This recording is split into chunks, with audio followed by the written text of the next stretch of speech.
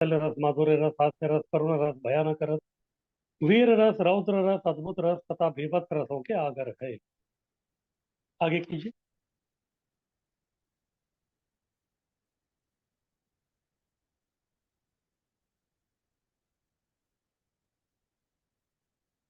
तो सबसे पहले मल्ला नाम अश्नैर। तो उधर जो मल्ल यानी कि जो पहलवान लोग थे, उनको वज्र के समान दिखे, तो ये है वीर रस। नृणाम नरबरो, मथुरा वासियों को बहुत ही सुंदर पुरुष दिखे, ये है आश्चर्य रस। स्त्री नाम स्मरो मूर्ति नाम, जो स्त्री थी मथुरा के, उनको जो है कामदेव के समान दिखाई दिए, ये है माधुर्य रस। गोपा नाम स्वजनों, ग्वालों को अपने संबंधी लगे, उसमें सख्य रस और हास्य रस है। आगे कीजिए।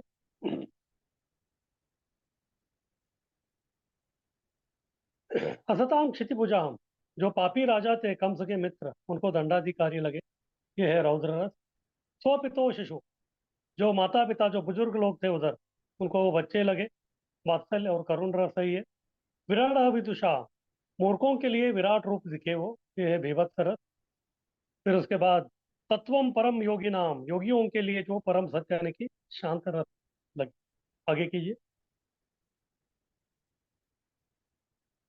कृष्णी नाम पर देवता, कृष्णी जो यादव थे उनके लिए आराध्य दैव लगे, और ये है दास्य रस। आगे कीजिए। मृत्यु और भोज पतेर, भोज राजा जो कंस थे उनको जो है वो मृत्यु के समान दिखे, और ये है भयानक रस। इस प्रकार से टोटल 12 रसों का जो है कृष्ण उधर जितने भी लोग बैठे थे उनके साथ आदान प्रदान उन्होंने किया।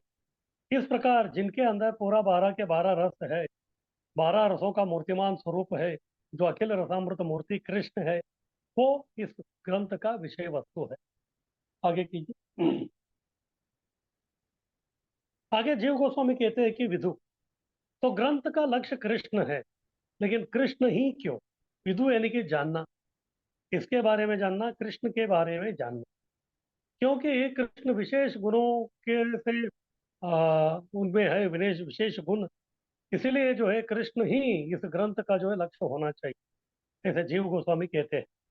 तो प्रश्न उठता है कि फिर कृष्ण में ये विशेष गुण कौन से हैं, उसके बारे में भी बताएंगे। आगे कीजिए। सबसे पहले है भगवान जो है श्रीवत्स चिन्ह से अंकित। जैसे आप वैकुंठ में जाएंगे, उधर जितने भी जो वैकुंठ वासी है सब लोग चतुर्भुजधारी है, और सब लोगों का जो है नील वर्ण है। इसलिए जब व्यक्ति जाता है तो फिर वो बहुत कंफ्यूजन में रहता है कि असली विष्णु कौन है। अगर असली विष्णु कौन है वो पता लगाना है, तो फिर हमको ये श्रीवत्स चिन्ह हमको मदद करता है। तो भगवान विष्णु के छाती पे जो है वो श्रीवत्स का चिन्ह है, यानी कि उधर जो है लक्ष्मी जी निवास करती है, वो और दूसरे किसी में भी नहीं।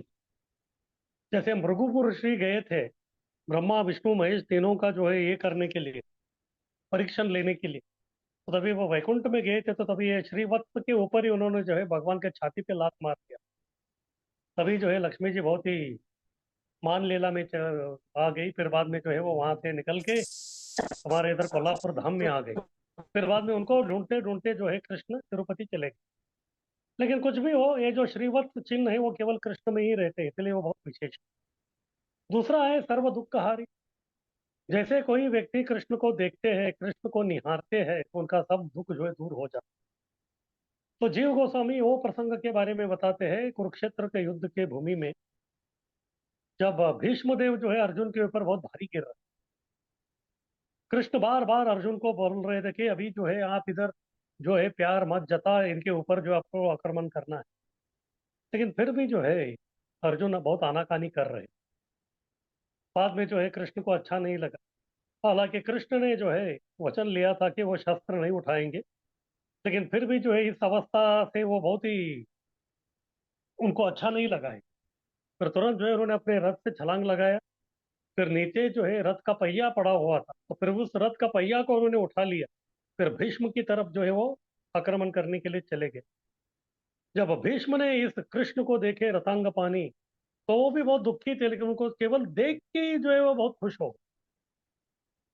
केवल देख के ही जो है बहुत खुश हो गए। इस प्रकार से जो है वो सर्व दुख हारी है।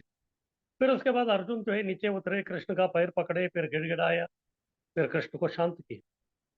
कृष्ण तो शांत हो गए, लेकिन अभी उनके हाथ में जो है एक चक्र था वो, तो फिर चक्र को जो उन्होंने दूर फेंक दिया, और वही चक्र जो है मायापुर से 100 किलोमीटर दूर पे जाके गिर गया।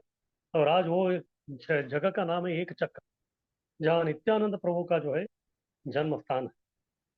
इस प्रकार से कृष्ण को जो भी देखता है उनका वो दुख को हरण कर लेते हैं। इस प्रकार का शक्ति और किसी के अंदर नहीं। उसके बाद तीसरा है वो सर्वश्रेष्ठ है, सबों में श्रेष्ठ है।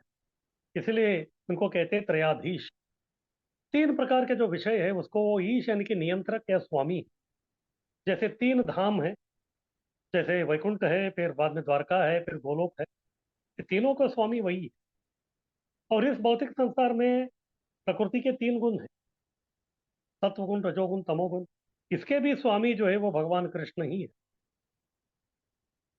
बाद में ब्रह्मा, विष्णु, महेश, ये तीनों जो है इस विश्व का संचालन करते हैं, लेकिन उनके भी स्वामी कृष्ण ही है। इस प्रकार अलग अलग प्रकार के त्रय यानी कि तीन जो वस्तु है उसके वो नियंत्रक, इसलिए वो सब में श्रेष्ठ है। उसके बाद अत्यानंद देने वाले। जब कृष्ण को कोई भी निहारता है तो फिर उनको जो है आनंद मिल जाता है। आनंद चिन्मय रस, कृष्ण का स्वरूप है वो सच्चिदानंद स्वरूप है। इसलिए जब भी गोपियां कृष्ण को निहारती थी तो तभी जो है, जैसे हमारे जो पलके हैं, पलके झपकते रहते हैं। जब पलक झपकता है तो फिर हम लोग जो दृश्य को देख रहे हैं उसको देख नहीं पाते। इसलिए गोपियां जब कृष्ण को निहारते थे तो बीच बीच में जो है पलक झपकता था तो उनको अच्छा नहीं लगता। इसलिए उन्होंने ब्रह्मा जी को कोस रहे थे, तुम किस प्रकार का सृष्टि करता हो, हाँ सही प्रकार से जो है तुमने निर्माण नहीं किया है। इस प्रकार कृष्ण जो है जो भी उनको निहारता है उनको आंख के आनंद देने वाले। चौथा है सबका उगम। कृष्ण भगवत गीता में बोलते हैं हम सर्वस्य प्रभवो मत्तः सर्वम प्रवर्तते। कृष्ण बोलते हैं कि सब कुछ जो भी है उन्हीं से उद्भूत हुआ है। सबसे पहले कृष्ण थे, फिर कृष्ण से जो है पहला चतुर्व्यूह आ गया, वासुदेव, संकर्षण, अनिरुद्ध और प्रद्युम्न। फिर बाद में जो है बलराम जी आए, फिर उसके बाद फिर से दूसरा चतुर्व्यूह आया। उसके बाद कर्णोदक्षय विष्णु आए, गर्भोदक्षय विष्णु आए, क्षीरोदक्षय विष्णु आए। इस प्रकार से जो है भगवान जो है सबके उगम है। फिर बाद में गर्भोदक्षय विष्णु के नाभि कमल से ब्रह्मा जी आए। फिर उन्होंने जो है दूसरे सृष्टिकर्ता बने। बाकी जितने भी जो थे 84 लाख योनि का उन्होंने निर्माण किया। इस प्रकार से सबका उगम जो है कृष्ण ही है, इसलिए जो है वो इस ग्रंथ के विषय वस्तु होनी चाहिए। उसके बाद छठा है संपूर्ण 64 गुण से संपन्न है। कृष्ण के पास संपूर्ण गुण है 64 गुण। नारायण में 60 गुण है, शिव जी में 55 गुण है, और ब्रह्मा जी में 50 गुण है। और कोई भी जीव तत्व अगर मैक्सिमम अगर गुण प्राप्त कर सकता है तो वो केवल जो है वो 50 गुण। इस प्रकार से नारायण से भी बढ़कर 4 गुण जो है कृष्ण में। उनमें है लीला माधुरी, वेणु माधुरी, भक्त माधुरी। हाँ, इस प्रकार से जो है अलग अलग जो है उनमें चार और विशेष प्रकार के गुण हैं। इसीलिए जो है कृष्ण ही इस ग्रंथ का जो है विषय वस्तु होना चाहिए, ऐसा जीव गोस्वामी कहते हैं। आगे कीजिए।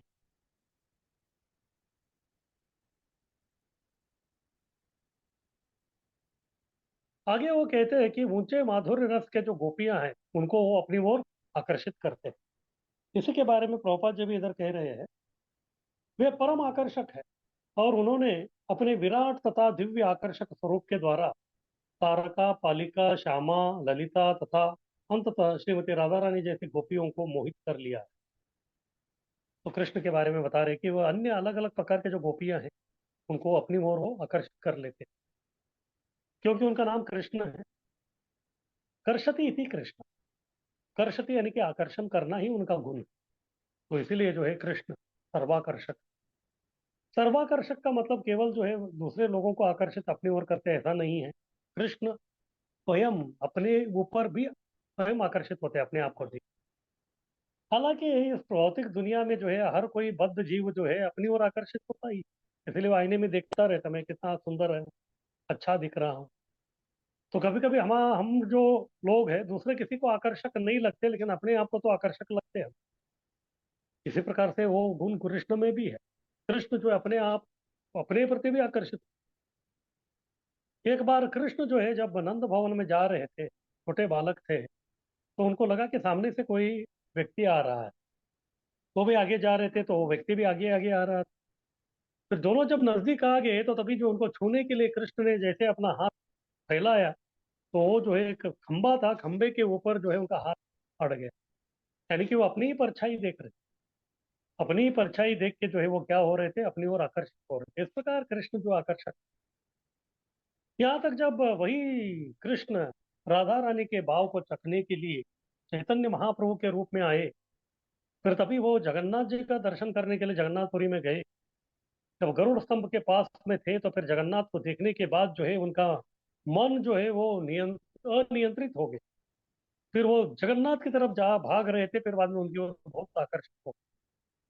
अभी इधर बहुत ही विशेष बात है, चैतन्य महाप्रभु कौन है? वो साक्षात कृष्ण है।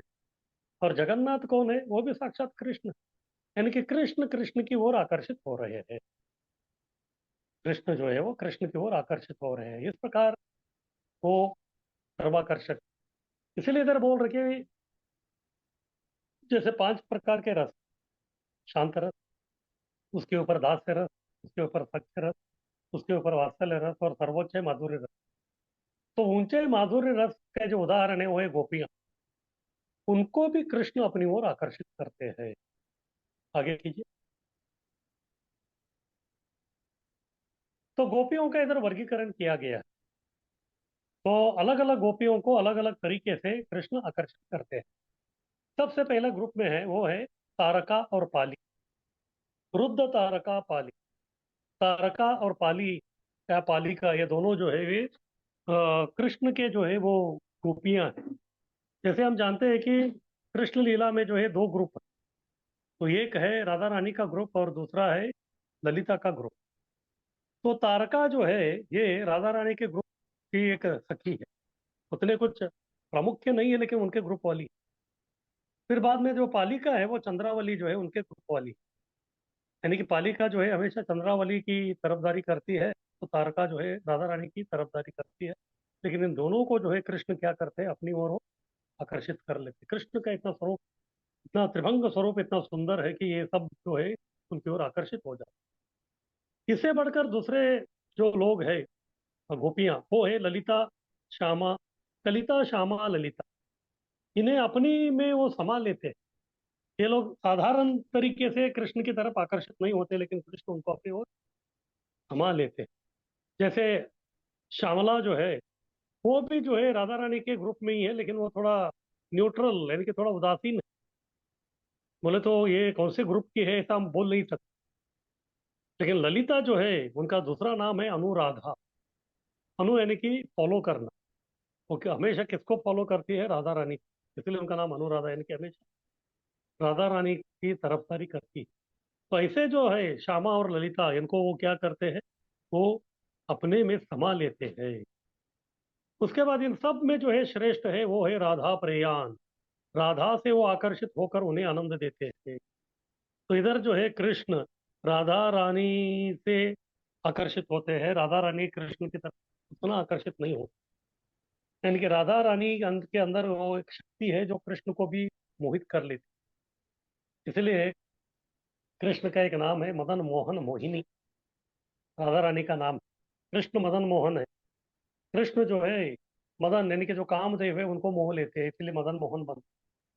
लेकिन ऐसे कामदेव को अपनी ओर आकर्षित करने वाले जो कृष्ण है, उनको अपनी ओर आकर्षित करने वाली जो मोहिनी है वो राधा रानी, इसलिए उनका नाम है मदन मोहन मोहिनी। जैसे एक बार कृष्ण जो है गोवर्धन के तलहटी पे चंद्र सरोवर है, उधर जो है एक बार अम, रासलीला कर रहे थे। तो उस रासलीला के समय में जो है कृष्ण, जितने भी जो गोपियां थी, जितने संख्या में थे उतनी संख्या में जो है कृष्ण जो है वो विस्तारित हो गए। और उनका विस्तार भी बहुत ही अनोखा था। अगर गोपी जो है 6 फुट की है तो कृष्ण भी 6 फुट के थे, गोपी 5 फुट की है तो कृष्ण 5 फुट के थे। अगर कृष्ण कोई जो है थोड़ा सांवली है तो कृष्ण सांवले थे, कोई गोरी है तो गोरे थे। तो इस प्रकार उनके अनुरूप या उनके तद्रूप जो है कृष्ण विस्तारित होकर उनके साथ रासलीला कर रहे। लेकिन सब गोपियां रासलीला में इतने मग्न हो गए कि उनको लग रहा था कि बस वो दुनिया को भूल गए। हर एक को यही लग रहा था कि कृष्ण जो है केवल उनके साथ ही रास नृत्य कर रहे हैं। एक प्रकार का हम है, ये कृष्ण को अच्छा नहीं लगा। तो जैसे सबके मन के अंदर ऐसा आ गया तो कृष्ण अंतर्धान हो। फिर सब लोग जो है विरह में जो है पूरा तप रहे। तभी सब लोग जो है गोपी गीत गाए, फिर कृष्ण को ढूंढ रहे थे। फिर तभी जो है कृष्ण चतुर्भुज नारायण रूप में वो प्रकट हो गए। वो स्थान है पैठा कर। आज भी उधर चतुर्भुज नारायण का मंदिर है। तो सब गोपियां हैं। गोपियां जो है चतुर्भुज नारायण से उनका कोई लेना देना नहीं, उनके आकर्षित नहीं होते। नमो नारायण करके उनको जो है नमस्कार किया, फिर पूछे कृष्ण को देखा है क्या, उन्होंने बोला नहीं, तो फिर वो आगे चले। फिर लास्ट में जो है राधा रानी आए। और जैसे लास्ट में राधा रानी आए तो जैसे कृष्ण ने उनको देखा तो फिर उनको रहा नहीं गए। तो उनके जो दो एक्स्ट्रा हाथ थे वो अंदर पैट गए। पैट गए यानी कि अंदर चला जाते हैं, तो उसको पैटना बोलते हैं ब्रज भाषा में। इसलिए उस जगह का नाम है पैठ।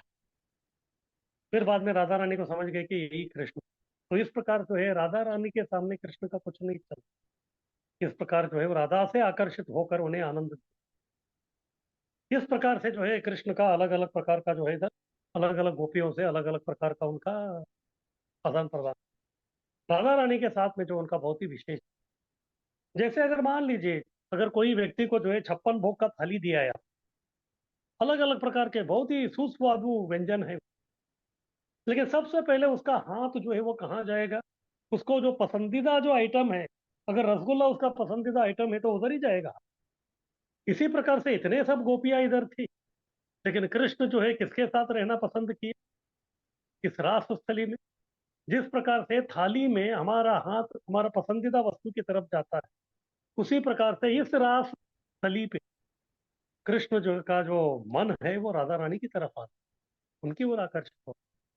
इस प्रकार से जो है गोपियों का वर्गीकरण किया है। इस प्रकार कृष्ण जो है अखिल रसामृत मूर्ति, अलग अलग प्रकार के गोपियों को अलग अलग प्रकार से जो है उनके साथ आदान प्रदान वो करते हैं। इस प्रकार का जो कृष्ण है वही उसको वंदना करते हुए रूप गोस्वामी इस ग्रंथ का शुभारंभ कर रहे हैं। आगे की। इसके बाद जो है लेखक वंदना कर रहे हैं। सबसे पहले जो है वो हरि वंदना कर रहे हैं। सबसे पहले इस ग्रंथ का विषय वस्तु क्या है उन्होंने बताया।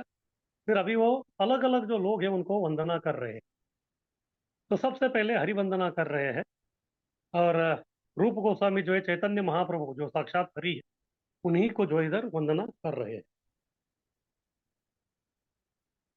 वे प्रभु हम पर कृपा करें, जिससे कृष्ण कृपा विग्रह श्री श्रीमद् भक्ति सिद्धांत सरस्वती गोस्वामी प्रभुपाद द्वारा प्रेरित होकर भक्ति रसामृत सिंधु लिखने के इस कार्य को संपन्न करने में मुझे कोई बाधा उपस्थित न हो।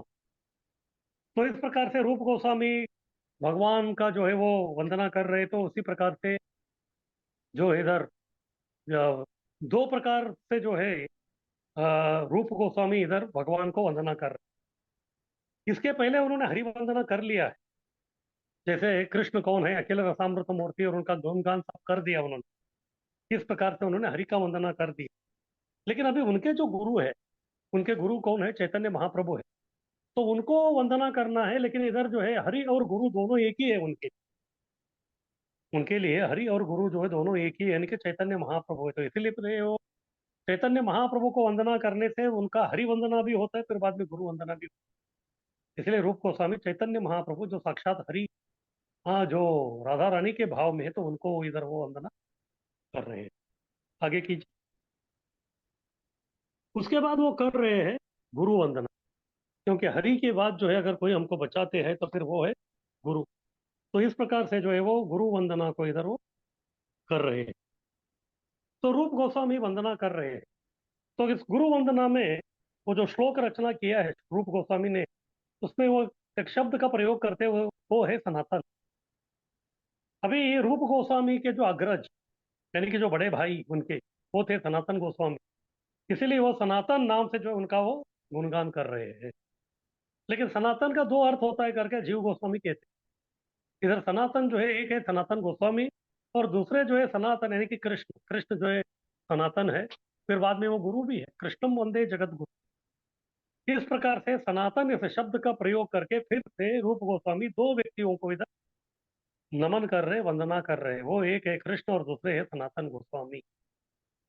तो इसी प्रकार से प्रभुपाद जी भी जो है इस ग्रंथ में अपनी वंदना कर रहे हैं, किसको? अपने गुरु भक्ति सिद्धांत सरस्वती ठाकुर जी। क्योंकि इतना सब जो है ग्रंथ रूप गोस्वामी ने क्यों लिखे? क्योंकि उनके गुरु कौन? जो चैतन्य महाप्रभु है उन्होंने उनको आज्ञा दिया, वह उनको वृंदावन में रहने के लिए कहा, फिर बाद में अलग अलग प्रकार के ग्रंथ रचना करने को किया, कहा, फिर बाद में उधर जितने भी जो पुराने स्थान है उनको ढूंढ निकालने के लिए कहा, फिर बाद में मंदिर निर्माण करने के लिए भी कहा उन्होंने। तो इसी प्रकार से जो है प्रभुपाद जी भी, उनके गुरु महाराज भक्ति सिद्धांत सरस्वती ठाकुर ने भी उनको यही आदेश दिया था जब पहली बार मिले थे, आपको जब भी पैसा मिले तो आप क्या कीजिए, पुस्तकों का प्रकाशन कीजिए। इसलिए पुस्तक लिख रहे हैं तो फिर इसीलिए वो अपने गुरु को जो है वो वंदना कर रहे हैं। और ये गुरु वंदना करते करते इधर वो रूप गोस्वामी कह रहे हैं, ये जो कृष्ण जिस प्रकार से जो है वो आराम से क्षीर सागर में लेटे हुए रहते, भगवान जो है वो क्षीर सागर में लेट के जो है पूरा आनंद लेते रहते हैं, इसी प्रकार से वो अपने गुरु सनातन गोस्वामी को निवेदन कर रहे हैं कि जिस प्रकार कृष्ण वो कारण सिंधु में लेटे हुए हैं, इसी प्रकार से आप मेरा भक्ति रसामृत सिंधु में आके लेटी। इस प्रकार से विष्णु कारण सिंधु में, कारण सागर में लेटे हैं, इसी प्रकार से हे गुरुदेव, हे सनातन गोस्वामी, आप कृपा करके मेरा भक्ति रसामृत सिंधु इसमें आके जो है आप लेटिए, फिर इसका आप आस्वादन कीजिए। इस प्रकार वो कहते हुए अपना गुरुओं का वंदना कर रहे हैं। आगे कीजिए।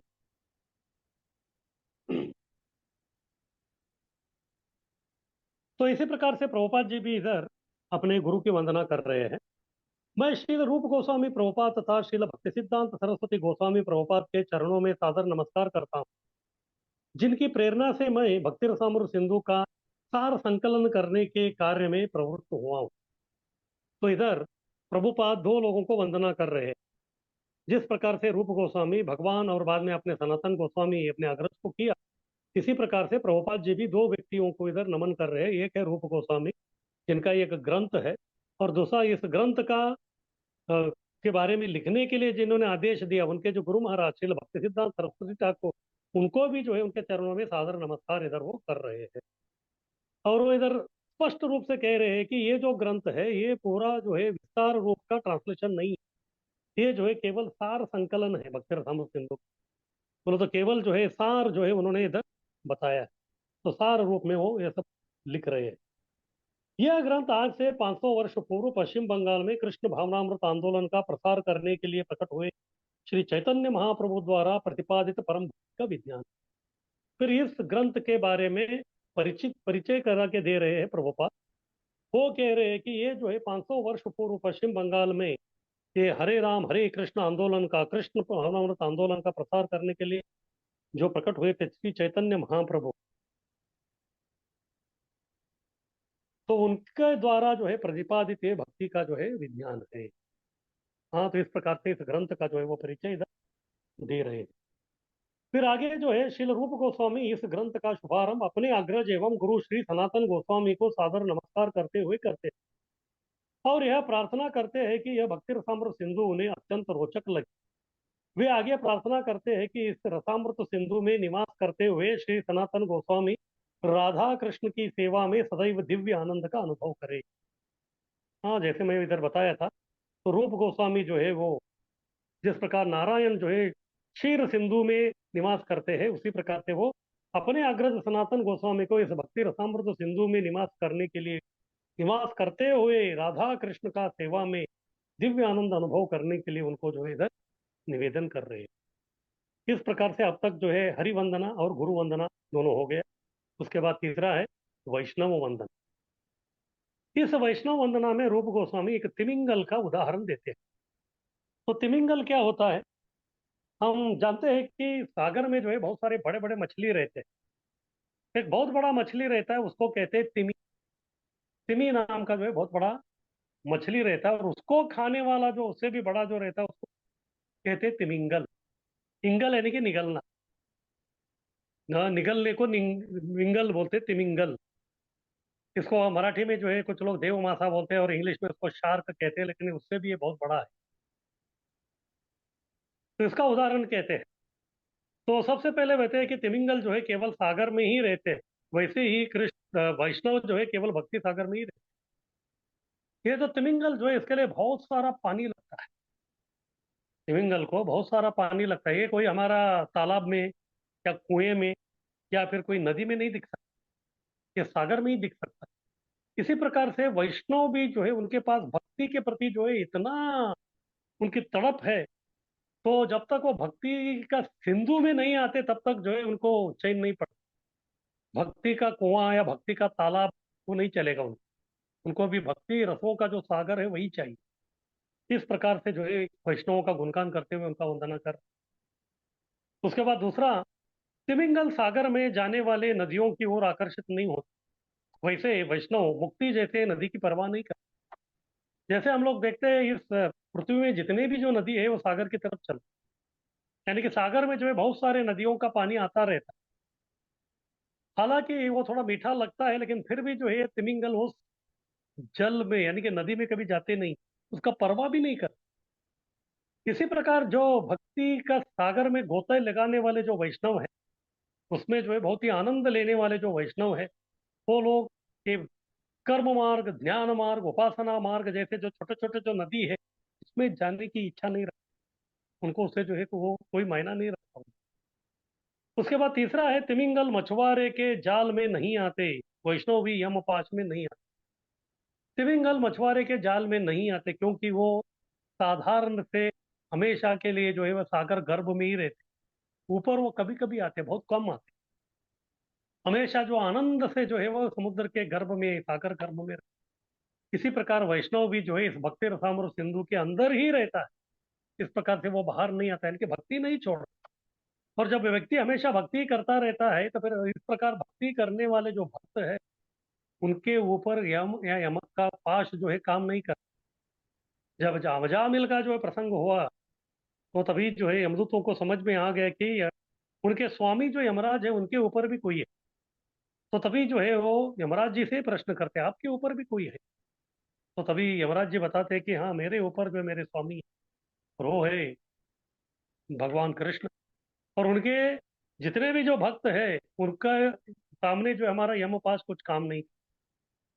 इस प्रकार से जो है वो अपने दूतों को पहले ही जो है बता दिया था कि आप जो है वैष्णवों के जुरिस्डिक्शन में, उनके कार्य क्षेत्र में जो है हम लोग दखल अंदाज नहीं करते।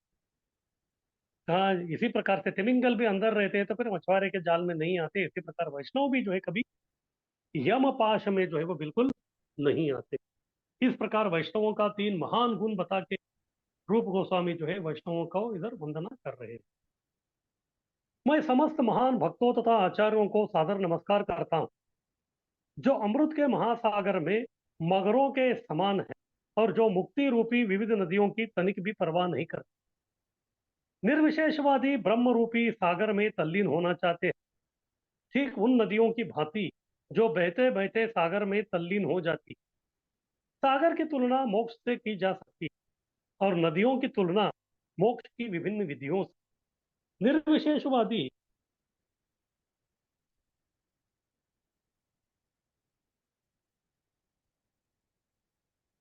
नदी जल में निवास कर रहे हैं, जो अंततः सागर में मिल जाता है। उन्हें इसका पता नहीं है कि सागर तथा नदी में समान रूप से असंख्य जलचर भी है, जो मगर सागर में रहते हैं। वो उन नदियों की परवाह नहीं करते जो सागर में आकर मिलती रहती। भक्तगण सदैव भक्ति रूपी सागर में रहते हैं और नदियों की तनिक भी परवाह नहीं करते। दूसरे शब्दों में, जो शुद्ध भक्त है वे भगवान की दिव्य प्रेमा भक्ति रूपी सागर में सदैव रहते हैं और उन अन्य विधियों की परवाह नहीं करते जो सागर में क्रमशः गिरने वाली नदियों की तुल्य है। तो इस प्रकार से जो है इधर प्रोपाल जी भी हमको समझा रहे हैं कि जो साधारण जो निर्विशेषवादी जो नदी रूपी जो निर्विशेष मुक्ति है उसके प्रति आकर्षित होते हैं, वैसे जो है वैष्णवों को जो है, भक्तों को जो है उसमें कोई रुचि नहीं। वो हमेशा जो है अपना भक्ति का सागर का जो सिंधु है उसी में जो है आनंदित हो रहे हैं। इसीलिए उनको जो है दूसरा कोई छोटे छोटे नदी या अलग प्रकार का जो पानी का स्रोत है उससे उनका कोई लेना देना नहीं। आगे की।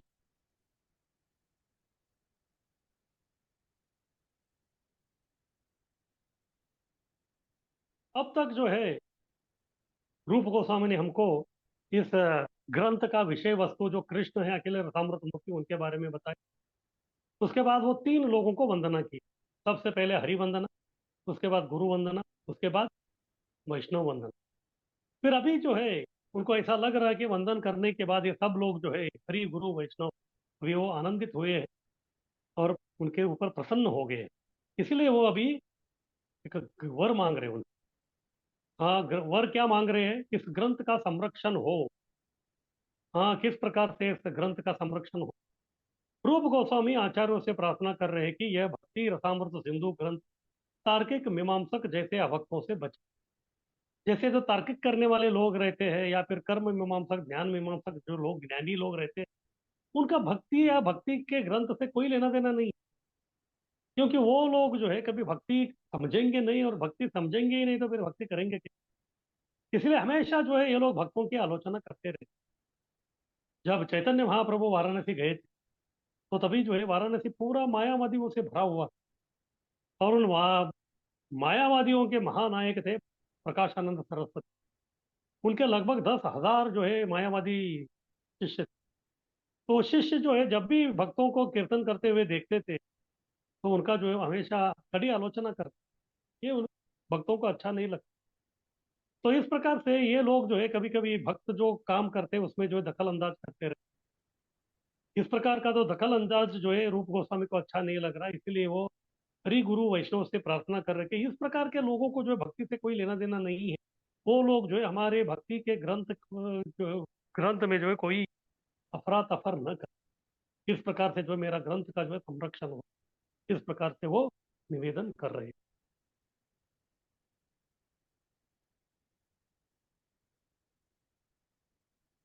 श्रील रूप गोस्वामी अपने गुरु श्रील सनातन गोस्वामी से भक्ति रसामृत सिंधु की रक्षा उन तार्किकों यानी कि मीमांसकों से करने की प्रार्थना करते हैं जो व्यर्थ ही भगवान के भक्ति योग विज्ञान में दखल देते। वे इनके तर्कों तथा विवादों की तुलना सागर के बीच उठने वाले ज्वालामुखी उद्गारों से करते हैं। जिस प्रकार सागर के बीच उठने वाले ज्वालामुखी उद्गारों से बहुत ही कम क्षति पहुंच सकती है, उसी प्रकार जो लोग भगवत भक्ति के विरुद्ध है और जो चरम दिव्य अनुभूति के विषय में अनेक अनेक दार्शनिक मत प्रस्तुत करते हैं, वे भक्ति के इस महान सागर को तनिक भी विक्षुब्ध नहीं कर सकते। तो प्रभुपाद जी इधर और एक उदाहरण दे रहे हैं। वो बोल रहे कि ये मायावादी लोग या मीमांसक लोग या ज्ञानी लोग या कर्मी लोग, वो लोग जो है भक्ति के विषय में जो दखल अंदाज करना वो किस प्रकार से है। अगर मान लीजिए पृथ्वी जो है अगर फट गई या कंपन हो गया, तो तभी जो है पृथ्वी में बहुत सारे लोग निवास करते हैं, तो फिर बहुत क्षति पहुंचती है। बहुत सारे महल गिर जाते हैं, घर गिर जाते हैं। लेकिन अगर वही जो है ज्वालामुखी अगर वो सागर के बीच में फट जाएगा, तो फिर कुछ ज्यादा क्षति नहीं पहुंचे। देखिए, जब ज्वालामुखी फटती है तो उसमें से आग निकलती है। जब आग लगी है तो फिर उसको बुझाने के लिए हमको किसकी आवश्यकता होती है? पानी। लेकिन जब सागर के बीच में ज्वालामुखी फटती है तो उसको बुझाने के लिए उससे अगर पहले से ही जो है पानी मौजूद। और पानी भी जो एक प्रकार का रस, कृष्ण गीता में बोलते हैं रसो हम अपसु कौनते हैं। हाँ, पानी भी जो एक रस है। तो जिस प्रकार से पानी के सागर में ज्वालामुखी फटने से जो है फर्क नहीं पड़ता, तो उसी प्रकार से इस भक्ति रसामृत जो सागर है, इसमें जो है ये मीमांसक या तार्किक लोगों का जो भी उनका जो कथन है, वो जो फटता है उससे जो है कुछ फर्क नहीं पड़ना चाहिए। इस प्रकार से जो है रूप गोस्वामी वर मांग रहे हैं। यानी कि इस प्रकार के लोगों से जो है कुछ भी जो है हमको तकलीफ जो है बिल्कुल पहुंचना नहीं चाहिए। तो अभी प्रश्न उठता है कि ये पृथ्वी के नीचे जो है इस प्रकार अग्नि कहाँ से आती। तो इसके बारे में जो है जीव गोस्वामी एक पौराणिक प्रसंग बताते हैं। भृगु ऋषि के जो वंशज थे उनका और हय वंशज जो है उनके बीच में जो है हमेशा अनबन रहा। जैसे हय वंश का जो कार्तवीर अर्जुन था, उन्होंने जमदग्नि को मार दी जो भृगु वंश के थे। फिर बाद में परशुराम जी ने जो है जो कार्तवीर अर्जुन को मार दिया, फिर बाद में उनके पुत्रों को भी मार दिया। इस प्रकार दोनों के बीच में जो हमेशा अनबन चलता ही रहता। तो एक बार जो है भृगु वंश की एक कन्या थी, कन्या यानी कि युवती थी, वो गर्भवती थी। तो तभी जो है कुछ ये हय हय वंश के जो लोग क्षत्रिय लोग जो है आक्रमण की, तब ये भागने लगी। जब वो भाग रही थी, इतनी तेज से भाग रही थी, भागते भागते भागते उसका जो पेट के अंदर जो गर्भ था वो जो है उसके जंघे में आ गए। तो जंघे में जैसे आया तो फिर वो गिर पड़ी उधर। फिर बाद में जो है ये तलवार उठा के अभी ये बहुत सारे जो लोग थे, शत्रु लोग, वो उनके ऊपर आक्रमण करने वाले थे, तो अचानक जो है उनका जो जंघा था वो फट गया। और उसमें जो है एक बच्चा, बहुत ही दैदीप्यमान बच्चा बाहर निकला। और जंघा को जो है संस्कृत में उरु कहते हैं। जैसे उर्वशी है, उर्वशी भी जो है ऋषि के उरु यानी कि ऋषि के जंघा, नर नारायण ऋषि के जंघा से प्रकट हो गए, इसलिए उनका नाम उर्वशी। इसी प्रकार से ये बालक भी जो है उसके माँ के उरु यानी कि जंघा से प्रकट हो गया था, इसलिए उनका नाम औरव हो गया। लेकिन ये इतना दैदीप्यमान था, तो फिर बाद में जैसे उन्होंने देखा उनके माँ के ऊपर ये लोग आक्रमण कर रहे, तो वो पैदा होते ही वो बहुत क्रोधित हो गए। फिर उस क्रोध से जो है अभी बस ये सब लोगों का जो है वो पूरा जलाने वाला था, तो तभी जो है भृगु ऋषि उधर आ गए। भृगु ऋषि आके इसको कहते हैं कि बेटा, मेरे वंश में जो है ऑलरेडी एक व्यक्ति आया था, बहुत ही कोपिष्ट। वो था जमदग्नि। फिर उसके बाद उनका जो पुत्र परशुराम था, उनकी वजह से जो है पूरा जो है ब्रह्मांड में तहस नहस हो गया। फिर से तुम जो है आते ही जो है इस प्रकार क्रोध का प्रकट मत करो करके उनको शांत कर। फिर बाद में वो लोग भी उधर से निकल के चले गए। फिर बाद में बच्चे से निकला हुआ जो क्रोध था अभी, वो जो है अभी पूरा ब्रह्मांड को जलाने वाला था, तो उसको क्या करने। तो तभी भृगु ऋषि ने अपनी शक्ति से जो उसको सागर के गर्भ में दबा के रख दिया। और वो जब भी बाहर आने की कोशिश करता है तो फिर पानी उसको का निवारण कर दे। तो इस प्रकार से जो है ये अग्नि जो है वो पृथ्वी पे था, जल पे था, और कुछ जो है वो मनुष्यों में भी आग। और पृथ्वी में जब ये आग था तो फिर वो कभी कभी भूकंप होता है। फिर बाद में जब सागर में होता है तो फिर सुनामी होता है। और थोड़ा अंश जो है मनुष्यों में और इतर प्राणियों में भी हो गया, तो तभी तो ये जो है वो भी क्रोधित हो जाता है, तो फिर उसके जीवन में भी भूकंप, सुनामी या ज्वालामुखी आता है। तो इस प्रकार से जो भी उधर है, ज्वालामुखी जब फटती है तो पानी उसको जो है किस प्रकार निवारण करता है, उसी प्रकार से जो है इधर रूप गोस्वामी अपने भक्ति रसामृत सिंधु के अंदर ज्वालामुखी की तरह तार्किकों का जो विषय आता है, तो उसको दबाने के लिए जो है अपने हरि गुरु वैष्णव से वो निवेदन और प्रार्थनाएं कर रहे हैं। अभी इसके आगे रूप गोस्वामी कहते हैं कि कभी कभी जो है ज्वालामुखी फटती है तो फिर बाद में उसको शांत करना पड़ता है। लेकिन रूप गोस्वामी बोल रहे कि मेरे भक्ति रसामृत सिंधु में जो है ये लोगों को प्रवेश ही नहीं मिलना चाहिए। ये लोग जो बिल्कुल आना ही नहीं चाहिए, तो नहीं आएंगे तो फिर कुछ भी जो है वो तो प्रोत नहीं होगा। इस प्रकार से जो है वो इधर प्रार्थना कर रहे हैं। आगे जो है रूप गोस्वामी वर तो मांग लिया, अभी उनको ये ग्रंथ लिखना है।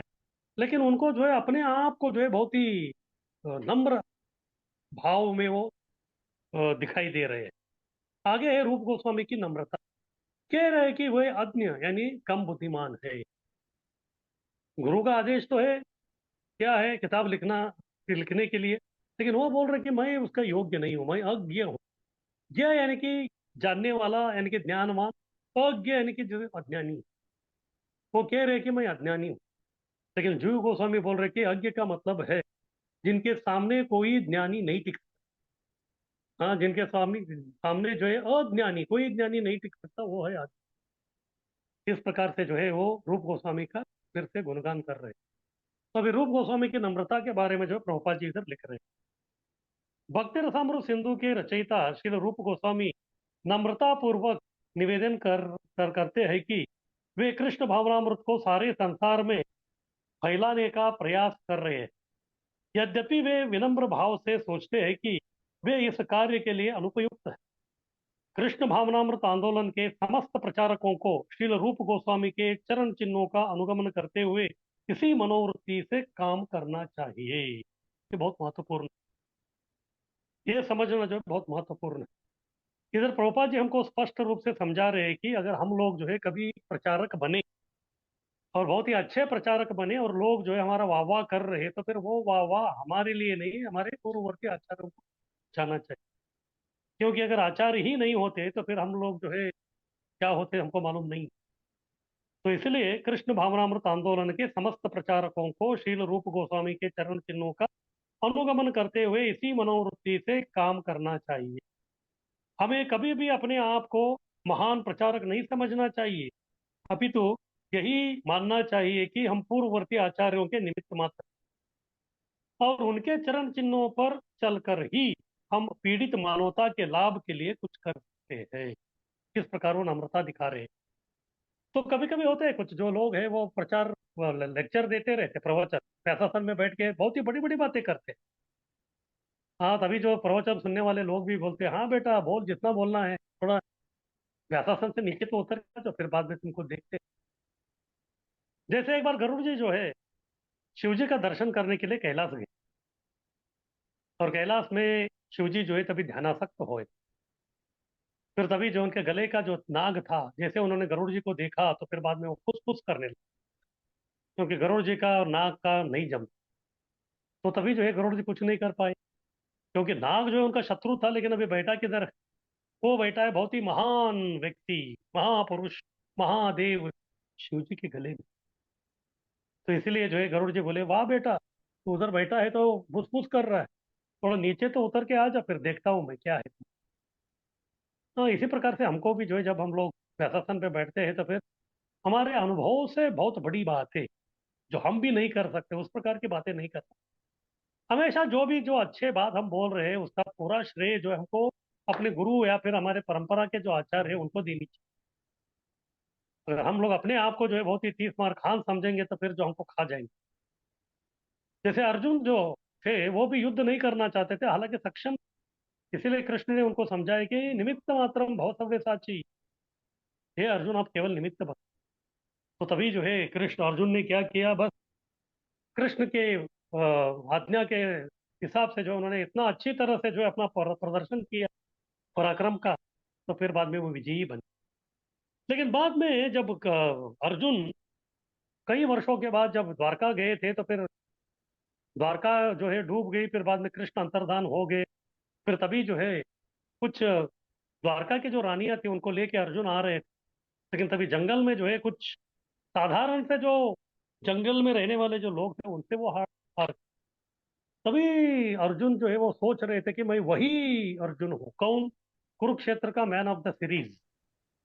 हाँ, तो पूरा जो कुरुक्षेत्र में जो अगर कोई महान पराक्रमी था तो फिर वो अर्जुन था। फिर वो बोल रहे कि यही वही गांडीव है जिससे मैंने बड़े बड़े जो अतिरथी महारथियों को जो है पूरा परास्त कर दिया, लेकिन अभी कुछ नहीं हो रहा है। क्यों? क्योंकि अब उनको समझ में आ गया कि अभी मेरे पास हुकुमी इक्का नहीं, हुकुमी इक्का कौन? कृष्ण। तो इसीलिए जो हमको भी समझ में आना चाहिए, जो प्रचार प्रसार में जो है जो भी हमको जो मिल रहा है वो सब श्रेय जो है वो ना हमको जाके वो सब जो है पूर्ववर्ती आचार्य या परंपरा के जो लोग हैं या हमारे गुरु महाराज है उनके चरणों कमलों को सादर जो है उसका अर्पण करना चाहिए। इस प्रकार अगर अर्पण नहीं करेंगे, फिर बाद में हम लोग नम्रता नहीं दिखाएंगे तो फिर जो है बहुत हमको बहुत तकलीफ जो है उठाना पड़ेगा। तो आगे जो इस ग्रंथ का सार के बारे में जो है प्रभुपाद जी बता रहे हैं। भक्ति रसामृत सिंधु चार भागों में विभाजित कर दिया। ठीक है, ये अगला वाला सेक्शन है। तो किसी का कुछ प्रश्न है तो पूछ सकते हैं, अब तक जो हमारा चर्चा हो गया उसके ऊपर।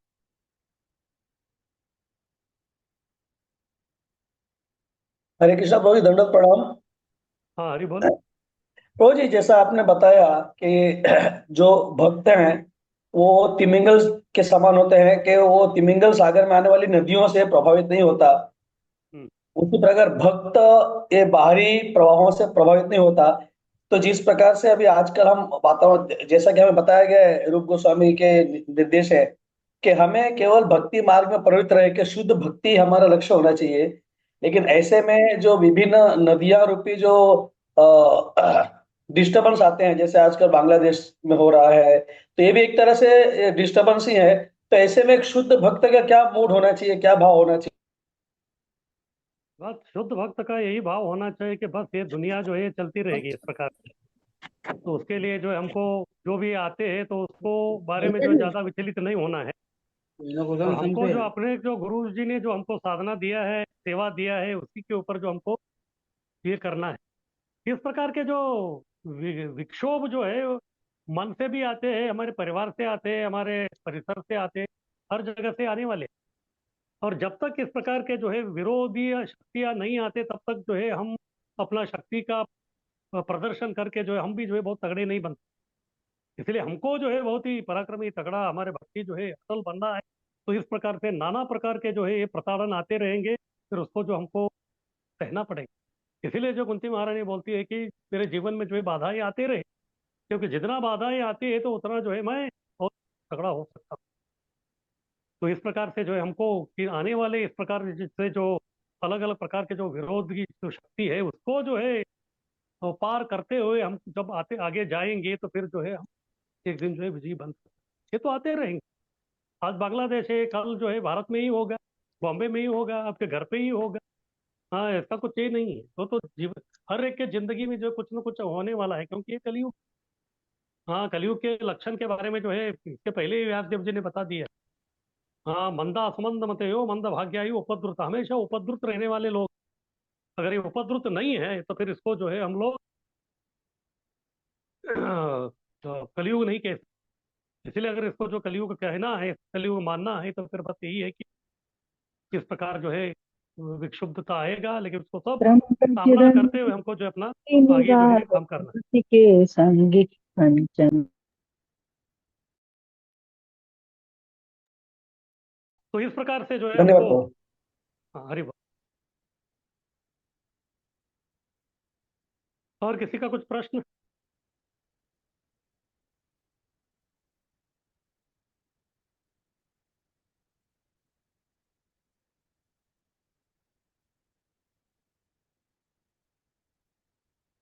तो ठीक है, किसी का कुछ प्रश्न नहीं तो फिर हम लोग आगे बढ़ते हैं। तो सबसे पहले हमने देखा मंगलाचरण में पहला विभाग था। तो विभाग था उसमें जो है ये ग्रंथ का विषय वस्तु कौन है, अखिल रसामृत मूर्ति कृष्ण, इसके बारे में देखे। इसके बाद रूप गोस्वामी ने जो है हरि गुरु वंदना किया। उसके बाद उन्होंने वरदान मांगा इस ग्रंथ का जो है संरक्षण हो जाए। फिर आगे जो है अपनी जो है वो नम्रता को प्रदर्शन किया उन्होंने। फिर आगे जो है इस ग्रंथ का परिचय कर रहे हैं। पूरा ग्रंथ जो है, ग्रंथ का विभाग किस प्रकार से हुआ है। तो ये कहते हैं कि ग्रंथ का पूरा विभाग जो है भक्ति रसामृत सिंधु के, इसमें 4 विभाग है: पूर्व, पश्चिम, दक्षिण, उत्तर। जिस प्रकार सागर के भी जो है 4 रहते हैं, पूर्व दिशा, दक्षिण दिशा, उत्तर दिशा और पश्चिम दिशा, उसी प्रकार से जो इस ग्रंथ का भी 4 दिशाएं हैं: पूर्व, पश्चिम, दक्षिण, उत्तर। लेकिन इन 4 विभागों में हम लोग जो है केवल पूर्व विभाग जो उसका ही अध्ययन करने वाले हैं। बाकी पश्चिम, दक्षिण, उत्तर का हम लोग भक्ति शास्त्री के लिए जो हम लोग अध्ययन नहीं करने वाले हैं। बाद में भविष्य में जो है जब भी आपको समय मिले आप उसका अध्ययन जो है कर सकते हैं। तो उसी के बारे में अभी प्रभुपाद जी इधर हमको समझा रहे हैं। भक्ति रसामृत सिंधु 4 भागों में विभाजित कर दिया गया है। जिस प्रकार सागर को कभी कभी 4 भागों में विभाजित कर दिया जाता है, इसके हर भाग में विभिन्न अनुभाग है। मूल भक्ति रसामृत सिंधु में सागर की भांति पूर्व, दक्षिण, पश्चिम तथा उत्तर के 4 भाग, और इन विभागों के अनुभाग लहरों के रूप में है। इस प्रकार से 4 विभाग है, और हर विभाग में जो है अलग अलग जो भी भाग है या अध्याय है उसको लहरें कहते हैं या तरंग कहते हैं। जिस प्रकार सागर में विभिन्न लहरें पश्चिम, दक्षिण, पूर्व या उत्तर दिशाओं में सदैव उठती रहती है, उसी प्रकार भक्ति रसामृत सिंधु में भी अनेक लहरें हैं। तो प्रथम भाग में 4 लहरें हैं। जो पूर्व विभाग है जिसका हम लोग अध्ययन कर रहे हैं, करने वाले हैं, उसमें जो है 4 अनुभाग या फिर 4 लहरें हैं। जिनमें से पहली लहर भक्ति के सामान्य वर्णन के विषय में है। जैसे अभी हमारा अध्ययन आरंभ हो गया है, मैं बताया था कि भूमिका और अध्याय 1 जो है ये सामान्य भक्ति, ये पहला लहर यानी कि पहला तरंग है। दूसरी लहर भक्ति के वैधानिक साधनों के विषय में। तो दूसरा जो है लहर वो है वैदिक भक्ति के बारे में बताने वाला है। उसके बाद तीसरी भक्ति जो है भाव यानी कि भाव भक्ति के बारे में बताने वाला है।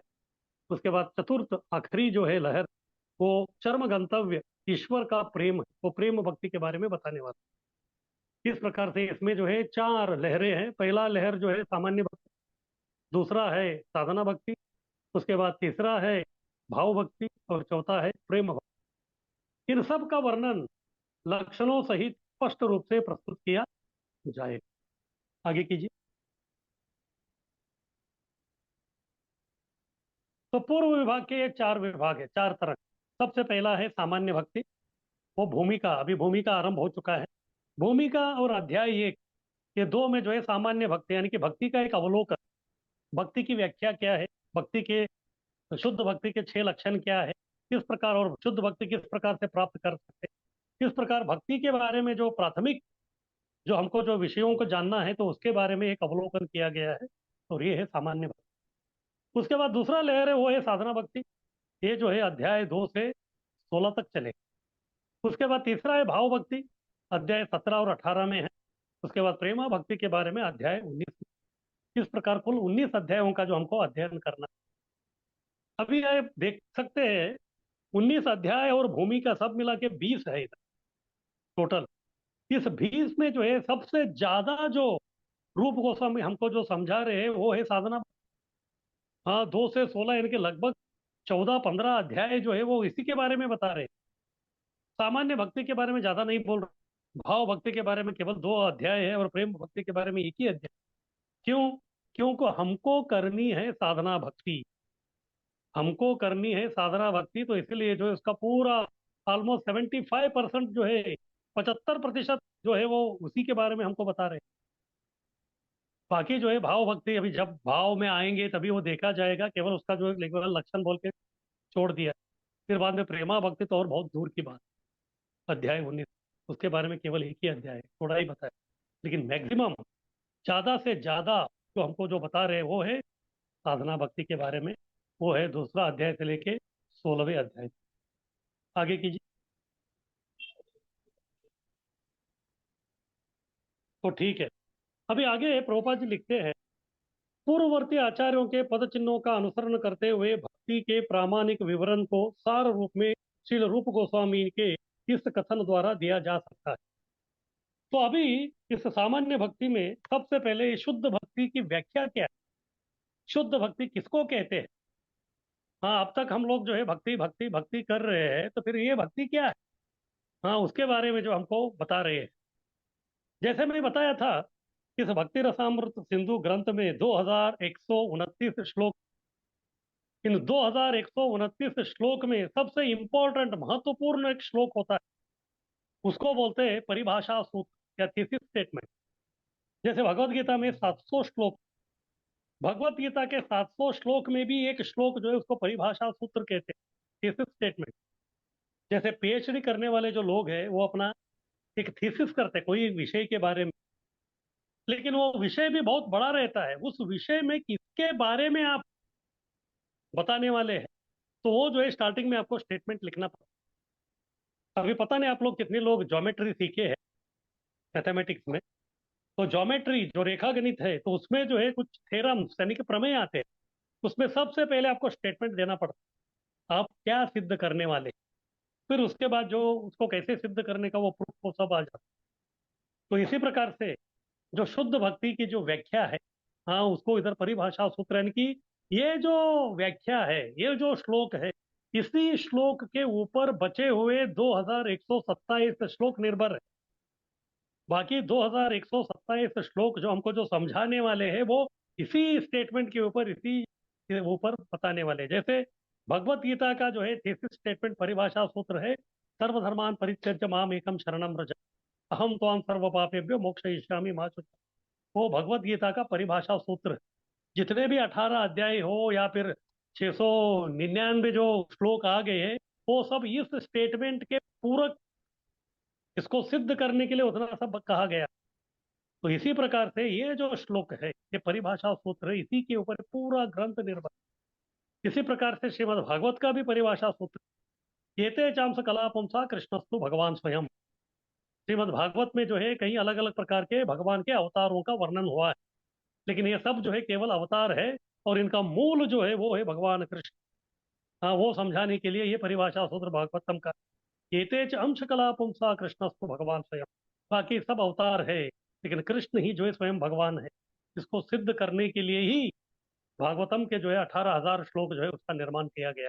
इस प्रकार हर एक ग्रंथ का एक परिभाषा सूत्र या थीसिस स्टेटमेंट रहता है। तो इस ग्रंथ का थीसिस स्टेटमेंट परिभाषा सूत्र ही इस शुद्ध भक्ति की व्याख्या है। तो ये जो है श्लोक है, इसके भी 2 लाइन है, एक ऊपर वाला लाइन और एक नीचे वाला लाइन। तो ऊपर वाला जो लाइन है वो है गौण लक्षण, तटस्थ लक्षण है। उसमें जो है शुद्ध भक्ति के गौण लक्षण बता रहे हैं, मुख्य लक्षण नहीं बता रहे। और दूसरा वाला जो लाइन है उसमें जो है स्वरूप लक्षण यानी कि प्राइमरी कैरेक्टरिस्टिक यानी कि मुख्य लक्षण बता रहे हैं। तो ये श्लोक क्या है? ये श्लोक को जो अच्छी तरह आपको कंठस्थ करना पड़ेगा, क्योंकि इसी के ऊपर ही पूरा ग्रंथ निर्भर है। अन्याभिलाषिता शून्यम ज्ञान कर्मादि अनावृतम अनुकूलेन कृष्णानुशीलनम भक्ति उत्तमा। तो उत्तम भक्ति किसको कहते हैं, उसको समझाने के लिए ये उत्तम भक्ति क्या है, उसके अलग अलग प्रकार के लक्षण इधर बता रहे हैं। सबसे पहले तटस्थ यानी कि सेकेंडरी लक्षण बता रहे हैं। अन्य अभिलाषिता शून्यम, बोलो तो बाकी अभिलाषाओं को शून्य करना। फिर बाद में ज्ञान कर्मादि अनावृतम, इस शुद्ध भक्ति में ज्ञान और कर्म की कोई गुंजाइश नहीं है। फिर बाद में स्वरूप लक्षण बता रहे हैं। तो ठीक है, इस प्रकार का जो भक्ति कर रहे हो वो कैसा होना चाहिए, अनुकूल, कृष्ण के अनुकूल में होना चाहिए। और ये करते हुए हमको करना क्या है, कृष्णानुशीलनम, कृष्ण को फॉलो करना। तो ये है शुद्ध भक्ति की व्याख्या, और इसको कहते हैं परिभाषा सूत्र। प्रथम कोटि की भक्ति कृष्ण भावनामृत में पूरी तरह से लगे रहकर भगवान की अनुकूल सेवा करने की प्रवृत्ति, ये इसकी व्याख्या है। हाँ, प्रभुपाद जी इधर स्पष्ट रूप से बता रहे हैं। प्रथम कोटि की यानी कि भक्ति उत्तमा भक्ति कृष्ण भावनामृत में पूरी तरह से लगे रहकर अनुकूल कृष्णानुशीलनम, भगवान की अनुकूल सेवा करने की प्रवृत्ति है। तो ये है शुद्ध भक्ति की।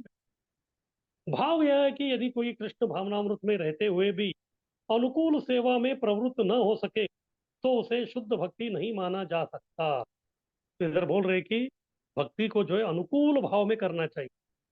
कृष्ण के प्रतिकूल भाव में हम लोग भक्ति कभी नहीं कर सकते, या कृष्ण को प्रतिकूल भाव में स्मरण नहीं कर सकते, उसको भक्ति नहीं माना जा सकता। शुद्ध भक्ति को सभी प्रकार के भौतिक लाभों या इंद्रिय तृप्ति की आकांक्षाओं से मुक्त रहना चाहिए, क्योंकि ये आकांक्षाएं सकाम कर्म तथा दार्शनिक चिंतन द्वारा अनुशीलित होती है। इसलिए इधर बोल रहे कि ज्ञान कर्मादि अनावृतम। सामान्यतः लोग विभिन्न कार्यों में इसीलिए लगे रहते हैं कि उन्हें भौतिक लाभ हो, और दार्शनिक जन वाग्जाल तथा चिंतन के द्वारा दिव्य अनुभूति प्राप्त करने में लगे रहते हैं। शुद्ध भक्ति ऐसे सकाम कर्मों तथा दार्शनिक चिंतनों से सर्वथा मुक्त होनी चाहिए। मनुष्य को रागानुग भक्ति द्वारा किसी आचार्य से कृष्ण भावनामृत या शुद्ध भक्ति सीखनी चाहिए। तो इधर स्पष्ट रूप से प्रभुपाद जी बता रहे हैं कि भक्ति को जो है हम लोग अपने आप एकलव्य की तरह जो है प्रैक्टिस करके नहीं प्राप्त कर सकते। भक्ति भक्ति जो है कृपा से मिलती है, कृपा से चलती है और कृपा से परिपूर्ण होती है। इसलिए हमको जो है भगवान और वैष्णव और गुरु के जो है कृपा के अभिलाषी होना जो है बहुत ही आवश्यक है। इस प्रकार हम लोग नहीं होंगे तो फिर जो है हमको ये शुद्ध भक्ति जो है बिल्कुल नहीं मिल। नहीं तो दार्शनिक चिंतन करने वाले कई सारे लोग रहते हैं, वो चिंतन करते रहते हैं लेकिन फिर भी जो है भगवान के भक्ति के बारे में वो बिल्कुल नहीं था। जैसे चैतन्य महाप्रभु जब जगन्नाथ जी का दर्शन किए, फिर बाद में जैसे वो मूर्छित हो गए, तो तभी जो है तभी उधर के जो जगन्नाथ के जो सेवक थे वो उनको उठा के बाहर फेंकने के लिए आए। उसी समय जो है उधर राजा के जो राजगुरु थे सार्वभौम भट्टाचार्य जी, वो आए। तो जैसे उन्होंने देखा, क्योंकि सार्वभौम भट्टाचार्य जी मायावादी थे, और मायावादी लोगों का जीवन का जो लक्ष्य है वो है ब्रह्म ज्योति को प्राप्त करना। और ब्रह्म ज्योति क्या है, भगवान की अंग कांति। और चैतन्य महाप्रभु जो है वो है साक्षात कृष्ण। तो साक्षात कृष्ण होने के कारण उनकी अंग कांति इतनी थी कि वो ब्रह्म ज्योति से ब्रह्म ज्योति ही थी। और जैसे उन्होंने देखा, कौन, सार्वभौम भट्टाचार्य ने, वो आकर्षित हो। फिर बाद में उन्होंने सब सेवकों को रोक दिया। फिर बाद में उन्होंने उनका नाड़ी परीक्षण किया। नाड़ी परीक्षण में जो है नाड़ी बिल्कुल मिल ही नहीं रही थी। उनको लगा कि ये व्यक्ति जो है बस चल गया करके, लेकिन फिर भी उनके दिल नहीं मानते। फिर बाद में उन्होंने अपने एक सेवक को बोला कि थोड़ा जाके जो है कपास लेके आए, कॉटन। उस कपास के जो है एक जो जो थ्रेड जो है उसको ले लिया, फिर बाद में उनके नथुने के पास में रखा, तो हल्का सा हिल रहा। तो तब जो उनको समझ में आ गया कि ये जो व्यक्ति है ये सुदीप्त भाव में आ गया है। सुदीप्त भाव क्या होता है, जैसे आप ये देखते हैं कि ये जो प्रदीप यानी कि जो दिया रहता है, दिया जलता रहता है, लेकिन जब उसका आखिरी समय आता है तो तभी जो है बहुत बड़ा हो जाता है, सुदीप्त हो जाता है, उसके बाद वो बुझ जाता है। इसी प्रकार जब भाव से प्रेम का जो है हमारा तबादला होता है, या फिर हम लोग जो है रूपांतरित होते हैं, तो तभी जो है लास्ट जो भाव का जो फेज रहता है उसको बोलते हैं सुदीप्त। कितने जो है वो अभी प्रेमावेश हो गए चैतन्य महाप्रभु, तभी उनको समझ में आ गया। फिर बाद में जो है अपने सेवकों को बोला इनको उठा के मेरे निवास में लेके आई। फिर उनको उठा के जो है बगल में ही श्वेत गंगा के तट पे जो है उनका निवास था, तो उधर जो उनको लेके चले गए। फिर बाद में बाकी नित्यानंद प्रभु और अन्य भक्त जो है वो ढूंढते हुए आए, बाद में उनको समझ में आ गया कि चैतन्य महाप्रभु सार्वभौम भट्टाचार्य जी के घर पे है। तो उधर आके जोर जोर से कीर्तन करने लगे, और जब कीर्तन की आवाज सुने तो फिर वो बाद में बाह्य जो प्रज्ञा है उसमें आ गए। फिर धीरे धीरे जो है सार्वभौम भट्टाचार्य जी जो है वो मायावादी थे, तो फिर चैतन्य महाप्रभु के संग से जो है वो भक्त बने। फिर बाद में एक दिन वो बोल रहे थे, मेरा जीवन जो है पूरा व्यर्थ गया, तार्किक श्रृगाल सब भ्यू भ्यू करी। वो बोलते हैं कि ये तार्किक लोग जो है किस प्रकार से, जैसे कुत्ता भौंकता है उस प्रकार से वो भौंकते रहते थे, उससे जो है किसी को कुछ फर्क नहीं पड़ता। इसी प्रकार इतने दिन जो है मैं ये ज्ञान का जो है बारे में मैं भोगता रहा, लेकिन कुछ मतलब नहीं। इसीलिए इधर प्रभुपाद जी बोल रहे हैं कि जब तक कोई शुद्ध भक्ति क्या कृपा हमारे ऊपर नहीं होता, तब तक जो है हम कितने भी प्रकांड पंडित क्यों ना, जितने भी नाना प्रकार के जो है ज्ञान का हम लोग अनुशीलन किए हो, लेकिन हमको जो है भक्ति जो है उसको जो है उनको रंच मात्र भी जो है वो नहीं मिलती। तो इस प्रकार से जो है मनुष्य को रागानुग भक्ति द्वारा किसी आचार्य से कृष्ण भावनामृत या शुद्ध भक्ति को सीखनी चाहिए। इसके बाद जो है जो शुद्ध भक्ति है, इसकी जो है पूरा हर एक जो शब्द है, इधर आप देख सकते हैं कि इधर जो है मैं इस श्लोक को अलग अलग जो है कलर में दिया हूँ। अन्याभिलाषता शून्य में कलर में, इसके बारे में प्रभुपाद जी विस्तार से बताएंगे। उसके बाद ज्ञान, ये अलग कलर में, उसके बारे में बताएंगे। कर्म, उसके बारे में प्रभुपाद बताएंगे। उसके बाद आदि, उसके बारे में बताएंगे। उसके बाद अनावृतम, उसके बारे में बताएंगे। उसके बाद अनुकूल लेना, उसके बारे में बताएंगे। फिर बाद में कृष्ण, उसके बारे में बताएंगे। बाद में अनु, उसके बारे में बताएंगे। उसके बाद शीलनम, उसके बारे में बताएंगे। तो इतना सब जो है इस उत्तम भक्ति के अलग अलग जो है लक्षण, उसके बारे में एक एक करके जो है पूरा विस्तार से इस अध्याय के अंत तक जो है प्रभुपाद जी अभी इसी के बारे में हमको बताने वाले हैं। तो प्रभुपाद जी इसके बारे में इतना विस्तार से इसलिए कह रहे हैं क्योंकि ये बहुत ही महत्वपूर्ण है। जब तक हम इसको नहीं समझते तो फिर भक्ति क्या है ये हमको बिल्कुल मालूम ही नहीं पड़ेगा। आगे कीजिए। तो सबसे पहले वो वर्णन करेंगे स्वरूप लक्षण के बारे में। तो स्वरूप लक्षण है अनुकूल कृष्णानुशीलन। उस जो लाइन है उसका जो आखिरी शब्द है शीलनम, वो क्या है उसके बारे में सबसे पहले प्रभुपाद जी बताएंगे।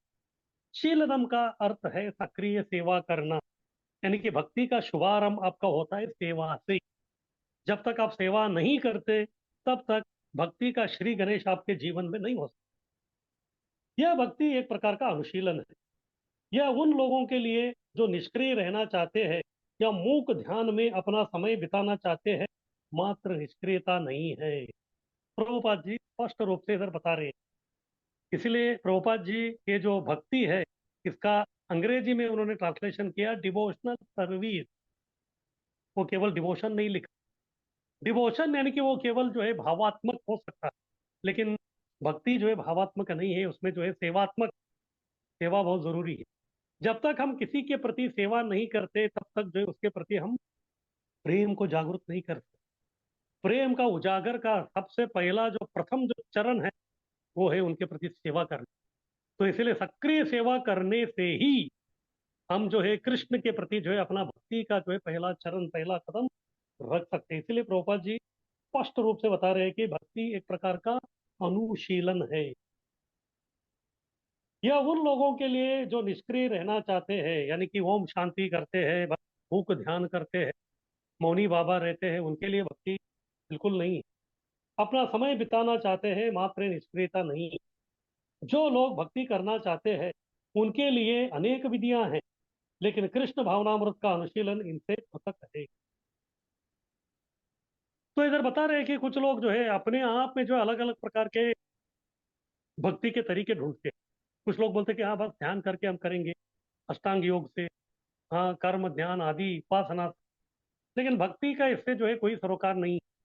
अगर सही तरीके से आपको भक्ति करनी है कृष्ण भावना में, तो फिर आपको जो है सेवा में लगे रहना पड़ेगा। जब तक हम लोग सेवा में संलग्न नहीं होते तब तक जो है इसका शुभारंभ नहीं हो सकता। तो ठीक है, अभी सबसे पहले हमको बताया कि शीलनम यानी कि एक्शन, हमको जो है क्रिया करना है, काम करना है। तो ठीक है, तो मुझे जो काम तो करना है भक्ति में, तो मैं मुझे कैसे चाहिए वैसे करूँ क्या मैं? अभी मान लीजिए मुझे सीखना है कि खिचड़ी कैसे बनाना, लेकिन मैं किसी को न पूछते हुए, कोई जो है ग्रंथ को न देखते हुए, कभी मैं जिंदगी में नहीं देख, फिर भी जो है मैं अपने आप जो है वाह बस चलो ऐसे करने से खिचड़ी बन जाएगी, पक जाएगी करके मैं करने को जाऊंगा, तो फिर वो खिचड़ी बनेगी क्यों? नहीं हो सकती। इसी प्रकार अगर भक्ति में भी जो है, ठीक है भक्ति जो है सक्रिय सेवा है, तो फिर ये सक्रिय सेवा क्या है? मुझे जो मन चाहा सेवा मैं कर सकता हूँ क्या? मुझे जो चाहिए वो मैं कर सकता हूँ, उसको भक्ति कह सकते हैं। लेकिन रूप गोस्वामी बहुत ही होशियार, उन्होंने सबसे पहले बोले शीलनम, लेकिन शीलनम नहीं, शीलनम के आगे और एक शब्द जोड़ दिया, वो है अनुशीलन। अनु यानी कि फॉलो करना, परंपरा का अनुगमन करते हुए कार्य करना। बोलो तो केवल कार्य नहीं करना, अब क्या कार्य करने वाले हैं उसको दिशा निर्देश देने वाले हैं गुरु साधु शास्त्र। गुरु साधु शास्त्र हमको जो भी दिशा निर्देश करते हैं, तो उस दिशा निर्देश के अनुसार जब हम काम करते हैं तो तभी जो है वो शुद्ध भक्ति की ओर हो जाती है, अन्यथा हम कहाँ जाएंगे उसका कोई गारंटी नहीं। इस प्रसंग में श्रील रूप गोस्वामी ने अनुशीलन शब्द का प्रयोग किया है, जिसका अर्थ है पूर्ववर्ती आचार्यों का अनुगमन करते हुए अनुशीलन। हाँ काम तो करना है, लेकिन आपको कैसे चाहिए वैसा नहीं, गुरु जो बोलते हैं शास्त्र जो बोलता है वही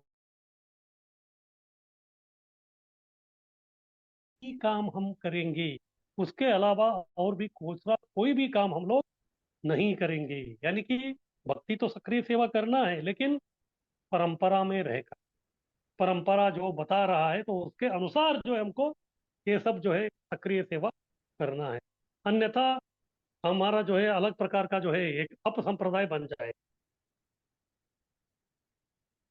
जिसका अर्थ है पूर्ववर्ती आचार्यों का अनुगमन करते हुए अनुशीलन। जो ही हम अनुशीलन कहते हैं, तो इससे हमारा तात्पर्य स्फूर्ति या क्रियाशीलता होता है। अनुशीलन शब्द में जो ये सब अ, विषय है, क्या क्या है इसमें, इसका तात्पर्य है कि हमें स्फूर्ति होनी चाहिए और क्रियाशीलता भी होनी चाहिए। हाँ क्रियाशील यानी कि हमको जो है काम करने की क्षमता होनी चाहिए, और करने के लिए स्फूर्ति यानी कि प्रेरणा भी होनी चाहिए। ये दोनों मिलके जो है अनुशीलन होती है। अगर दोनों में से एक कम है तो फिर कभी भी जो है अनुशीलन नहीं हो सकता। स्फूर्ति के बिना मात्र भावना से कुछ काम नहीं होता।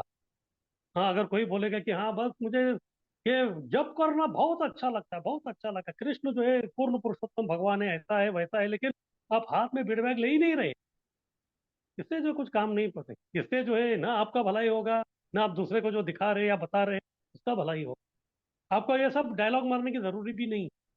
अगर आपको लोगों को बताना है कि जब करने से सब कुछ होता है, खुद बैठ के जब करना आरंभ कर, वो देख के लोगों को जो स्फूर्ति आ जाएगी, वो देख के लोगों को स्फूर्ति आ जाएगी, फिर वो लोग भी करें।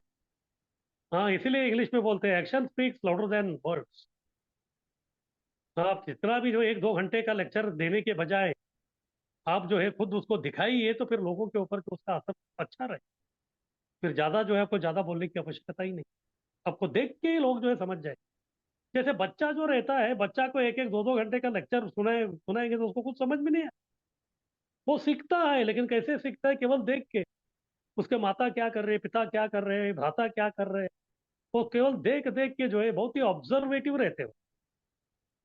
हाँ उनमें जो है अवलोकन की शक्ति जो है बहुत ही प्रगाढ़ रहती, तो इसीलिए जो है वो हमेशा देखते रहते, फिर देख के सब वो सीखते।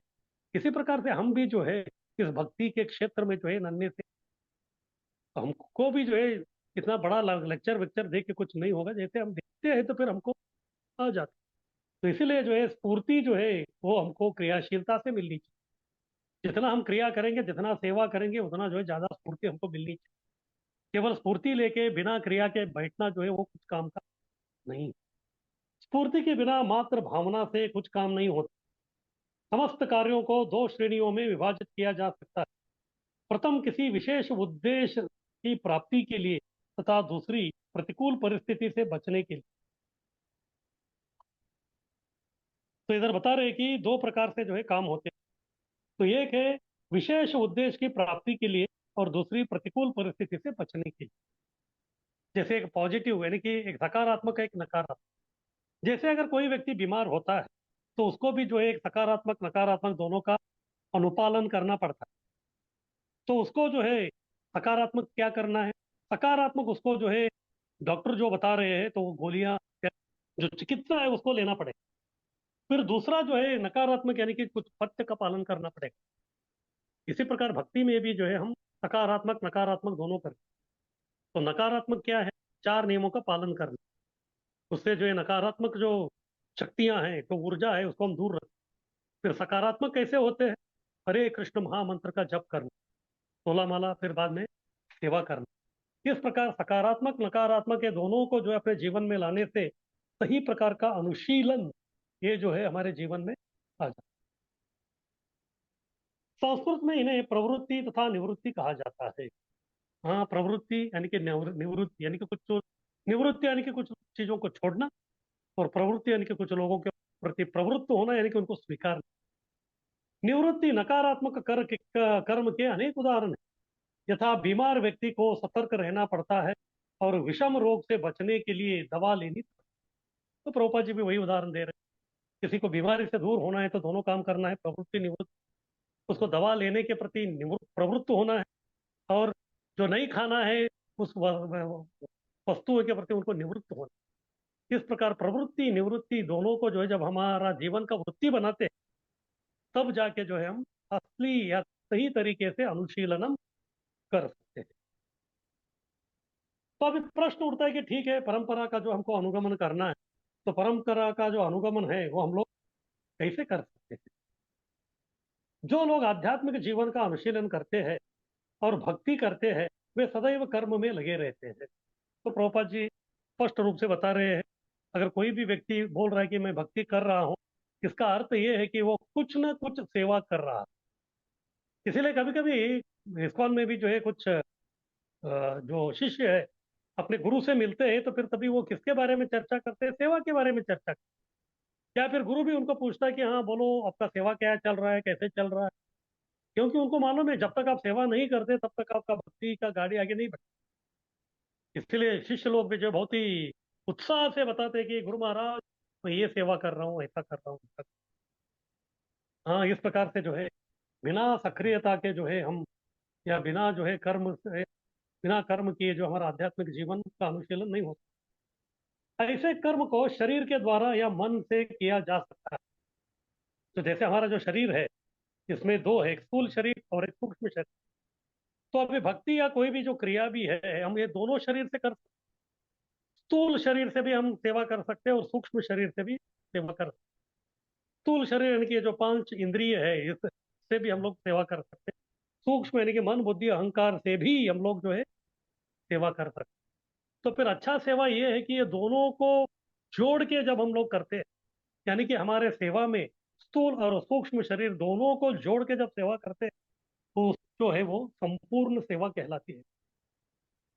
ऐसे कर्म को शरीर के द्वारा या मन से किया जा सकता है।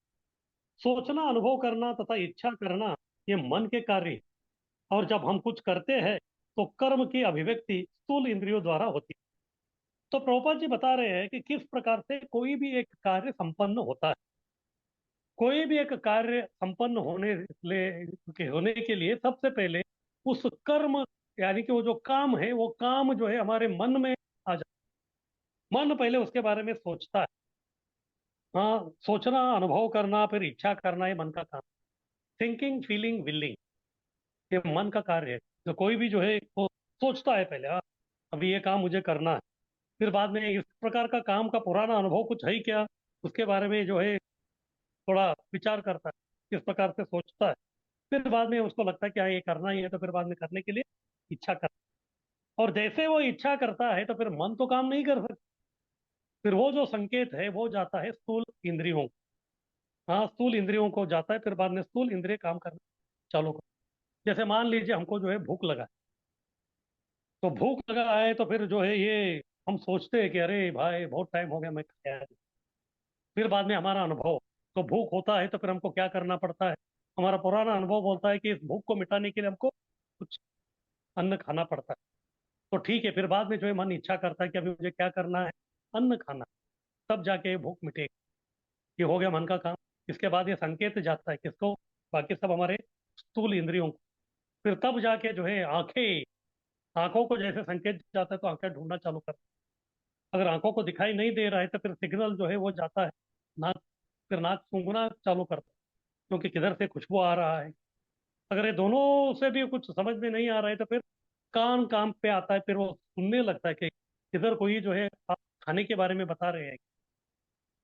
फिर बाद में जैसे ये तीनों से नहीं मिलता है तो फिर जो है अभी ढूंढने के लिए जाना है तो फिर पैर जो है काम करना चालू कर, हाँ पैर जो है वो इधर उधर जाने लगते हैं। फिर बाद में जो है एक जगह जो उनको मिल जाता है, फिर बाद में तभी जो है हाथ काम करने लगते हैं, उस आहार को ले लेते, फिर उसके बाद मुंह में डाल देते, फिर वो अन्न अंदर चला जाता है। इस प्रकार से जो है कार्य पहले मन में प्रकट होता है, फिर बाद में उसका अभिव्यक्ति जो है अपना स्थूल शरीर से सब एक काम होता है। इसी प्रकार से भक्ति भी जो है सबसे पहले मन में आती है। इसीलिए हम, हमारा जो आंदोलन है इसका नाम है कृष्ण भावना। सबसे पहले भावना को हमको कृष्णमय करना है। जैसे हमारा भावना कृष्णमय होता है तो फिर उसके बाद जो भी स्थूल इंद्रियों से जो हम लोग काम करते हैं वो भी अपने आप कृष्णमय हो। अपने आप ये जो करने वाले जो भौतिक कार्य है वो कृष्णमय नहीं होते। भावना जो है बहुत महत्वपूर्ण है। भावना को कृष्णमय करने के बाद जो भी काम आप करेंगे वो कृष्णमय कार्य कहलाता है। ये मन के कार्य है। और अब हम कुछ करते हैं तो कर्म की अभिव्यक्ति स्थूल इंद्रियों द्वारा होती है। इस प्रकार हमें अपने मानसिक कार्यों में सदा कृष्ण का चिंतन करने का प्रयास करना चाहिए और महान आचार्यों तथा अपने गुरु के पद चिन्हों का अनुसरण करते हुए कृष्ण को प्रसन्न करने की योजना बनानी चाहिए। इसी प्रकार जिस प्रकार से कोई साधारण क्रिया पहले भाव से मन से करते हैं, फिर उसके बाद उसका अभिव्यक्ति स्थूल इंद्रियों से होता है, इसी प्रकार भक्तिमय कार्य भी सबसे पहले भावनात्मक यानी कि कृष्ण भावना में होना चाहिए, फिर बाद में बाकी जो है वो क्रिया वो शरीर से हो। शरीर मन तथा वाणी के अपने अपने कर्म होते हैं। कृष्ण भावना भावित व्यक्ति अपनी वाणी का उपयोग भगवान की महिमा को प्रसारित करने में करता है। इस प्रकार से हमारे जितने भी जो इंद्रिय है वो सब कृष्ण की सेवा में लगाना है। जो वाणी है वो कीर्तन करने में या कृष्ण के बारे में प्रचार प्रसार करने में हम लगा सकते हैं, और यह कीर्तन कहलाता है। कृष्ण भावना भावित व्यक्ति अपने मन से सदैव भगवान के कार्यकलापों का यथा कुरुक्षेत्र के युद्ध स्थल में प्रवचन करने का या अपने भक्तों के साथ वृंदावन में विभिन्न लीलाओं में प्रवृत्त होने का चिंतन करता है। इस प्रकार मनुष्य भगवान के कार्यकलापों तथा लीलाओं का निरंतर चिंतन कर सकता है। यह कृष्ण भावनामृत का मानसिक अनुशीलन है। इस प्रकार से हम मन को भी कृष्ण भावना में लगा सकते हैं, यानी कि कृष्ण के बारे में हमेशा चिंतन करना, हाँ कृष्ण के बारे में जो है लोगों को बताना। इस प्रकार करने से जो है हम लोग मन को भी, हाँ जो सूक्ष्म इंद्रिय है उसको भी हम कृष्ण के सेवा में जो है हम लोग इसको लगा सकते हैं। तो इस प्रकार से हमको अनुशीलन करना है, यानी कि शीलनम यानी कि एक्शन, सेवा करनी है, लेकिन कैसे? अनु यानी कि परंपरा का फॉलो करते हुए, परंपरा का अनुगमन करते हुए। तो ठीक है, परंपरा का अनुगमन करते हुए मैं काम कर रहा हूँ, तो फिर परंपरा का अनुगमन करके जो मैं काम कर रहा हूँ वो किसके लिए करना है? मेरे लिए करना है या किसके लिए करना है? ये प्रश्न उठता है। तो इसीलिए अभी रूप गोस्वामी वो भी स्पष्ट करने के लिए और एक शब्द का इधर प्रयोग किया है कि अनुशीलनम जो है हमको क्या करना है? कृष्णानुशीलनम। काम परंपरा के अनुसार जो करना है वो किसके लिए करना है? केवल कृष्ण के लिए। कृष्ण के लिए परंपरा का अनुगमन करके सेवा करना, तो इसको कहते हैं कृष्णानुशीलनम। सभी प्रकार हम अपने शारीरिक कार्यों द्वारा अनेक सेवाएं अर्पित कर सकते हैं, लेकिन इन सारे कार्यों को कृष्ण से संबंधित होना चाहिए। ये बहुत महत्वपूर्ण है। ऐसा नहीं कि केवल जो हम काम कर रहे हैं लेकिन किसके लिए वो मालूम नहीं है, तो इस प्रकार का कार्य का कुछ मतलब नहीं है। हमको ये भली बात ही मालूम होना चाहिए कि हमको जो है जो भी करना है वो केवल कृष्ण के लिए करना है। ऐसा संबंध प्रामाणिक गुरु के साथ अपने को जोड़कर स्थापित किया जा सकता है, क्योंकि गुरु शिष्य परंपरा में कृष्ण का सीधा प्रतिनिधि होता है। तो इसीलिए जो अगर कृष्ण के लिए हमको करना है तो फिर वो कौन करेंगे? हमारे गुरु, हमारा परंपरा हमको जो है उससे जोड़ेंगे, क्योंकि परंपरा और गुरु जो है कृष्ण से जुड़े हुए हैं। इसी प्रकार हमारा काम को भी कृष्ण से जोड़ना है तो फिर हमको गुरु से संबंध जोड़ना पड़ेगा। गुरु से हमको जो है नाता जोड़ना पड़ेगा, तब जाके जो ये कृष्ण के लिए, कृष्ण के संबंध में हम लोग जो है कुछ काम कर सकते हैं। अतएव शरीर के द्वारा संपन्न होने वाले कृष्ण भावना भावित कार्यों को गुरु के निर्देशन में श्रद्धा पूर्वक संपन्न किया जाना चाहिए। तो इसलिए गुरु जो बोलते हैं, या गुरु की प्रसन्नता के लिए गुरु जो कहते हैं, उनको संपन्न करने की प्रयास हमको करनी, उसको छोड़ के अन्यथा और दूसरा कोई काम जो है उसको करने के लिए हमको कुछ भी करने की कोई आवश्यकता नहीं। गुरु के साथ इन संबंधों को दीक्षा कहते हैं। हाँ, गुरु के साथ जब हम संबंध जोड़ते हैं, उस प्रक्रिया को कहते हैं दीक्षा। जब हम लोग दीक्षित हो जाते हैं तो फिर जो भी काम हम करते हैं, क्योंकि दीक्षा के समय में हम अग्नि के समक्ष, भगवान के अर्च विग्रह के समक्ष, और जो गुरु है उनके समक्ष, और वैष्णवों के समक्ष जो है हम अलग अलग प्रकार के वचन देते हैं। इस प्रकार मैं जिंदगी भर जो है इन वचनों का मैं क्या करूंगा, मैं पालन करूंगा। तो इसीलिए जो है हमको गुरु से संबंध प्रस्थापित करके कृष्णानुशीलनम करना है, तो फिर हमको क्या करना पड़ेगा, हमको दीक्षा लेना जो है बहुत नितांत आवश्यकता। गुरु से दीक्षा प्राप्त करने के दिन से ही कृष्ण तथा कृष्ण भावनामृत का अनुशीलन करने वाले व्यक्ति के मध्य संबंध स्थापित हो जाता है। जैसे हम दीक्षा ले लेते हैं तो फिर बाद में जो भी हम काम कर रहे हैं तो अपने आप जो है वो कृष्णानुशीलनम हो जाता है। उसके पहले जो है वो कृष्णानुशीलनम होगा, उसके बारे में जो हम लोग उतना आश्वस्त नहीं हो सकते। प्रामाणिक गुरु से दीक्षा प्राप्त किए बिना कृष्ण भावनामृत से वास्तविक संबंध कभी पूरा नहीं होता। जैसे इस भौतिक दुनिया में भी देखते हैं, कोई लड़का लड़की जो है प्रेम करते हुए ऐसे ही वो घूम सकते हैं, लेकिन अ, देश का जो कानून है, देश का जो नियम है, उनको जो है कुछ जो अधिकृत जो चीजें हैं उसको जो है वो मान्य नहीं करते वो। अगर ये जो लड़का है, लड़का का जो भी अधिकार है या फिर उसका जो भी संपत्ति है, जब तक ये जो लड़की है उनका अधिकृत पत्नी नहीं है, तब तक जो है उसको उसका जो है फूटी कौड़ी भी नहीं मिलती, क्योंकि उनका जो संबंध है वो अभी तक अधिकृत नहीं हुआ। इसी प्रकार से जब तक हम गुरु से दीक्षित नहीं होते तब तक जो कार्य कर रहे हैं तो फिर वो जो है उतना अधिकृत नहीं होता।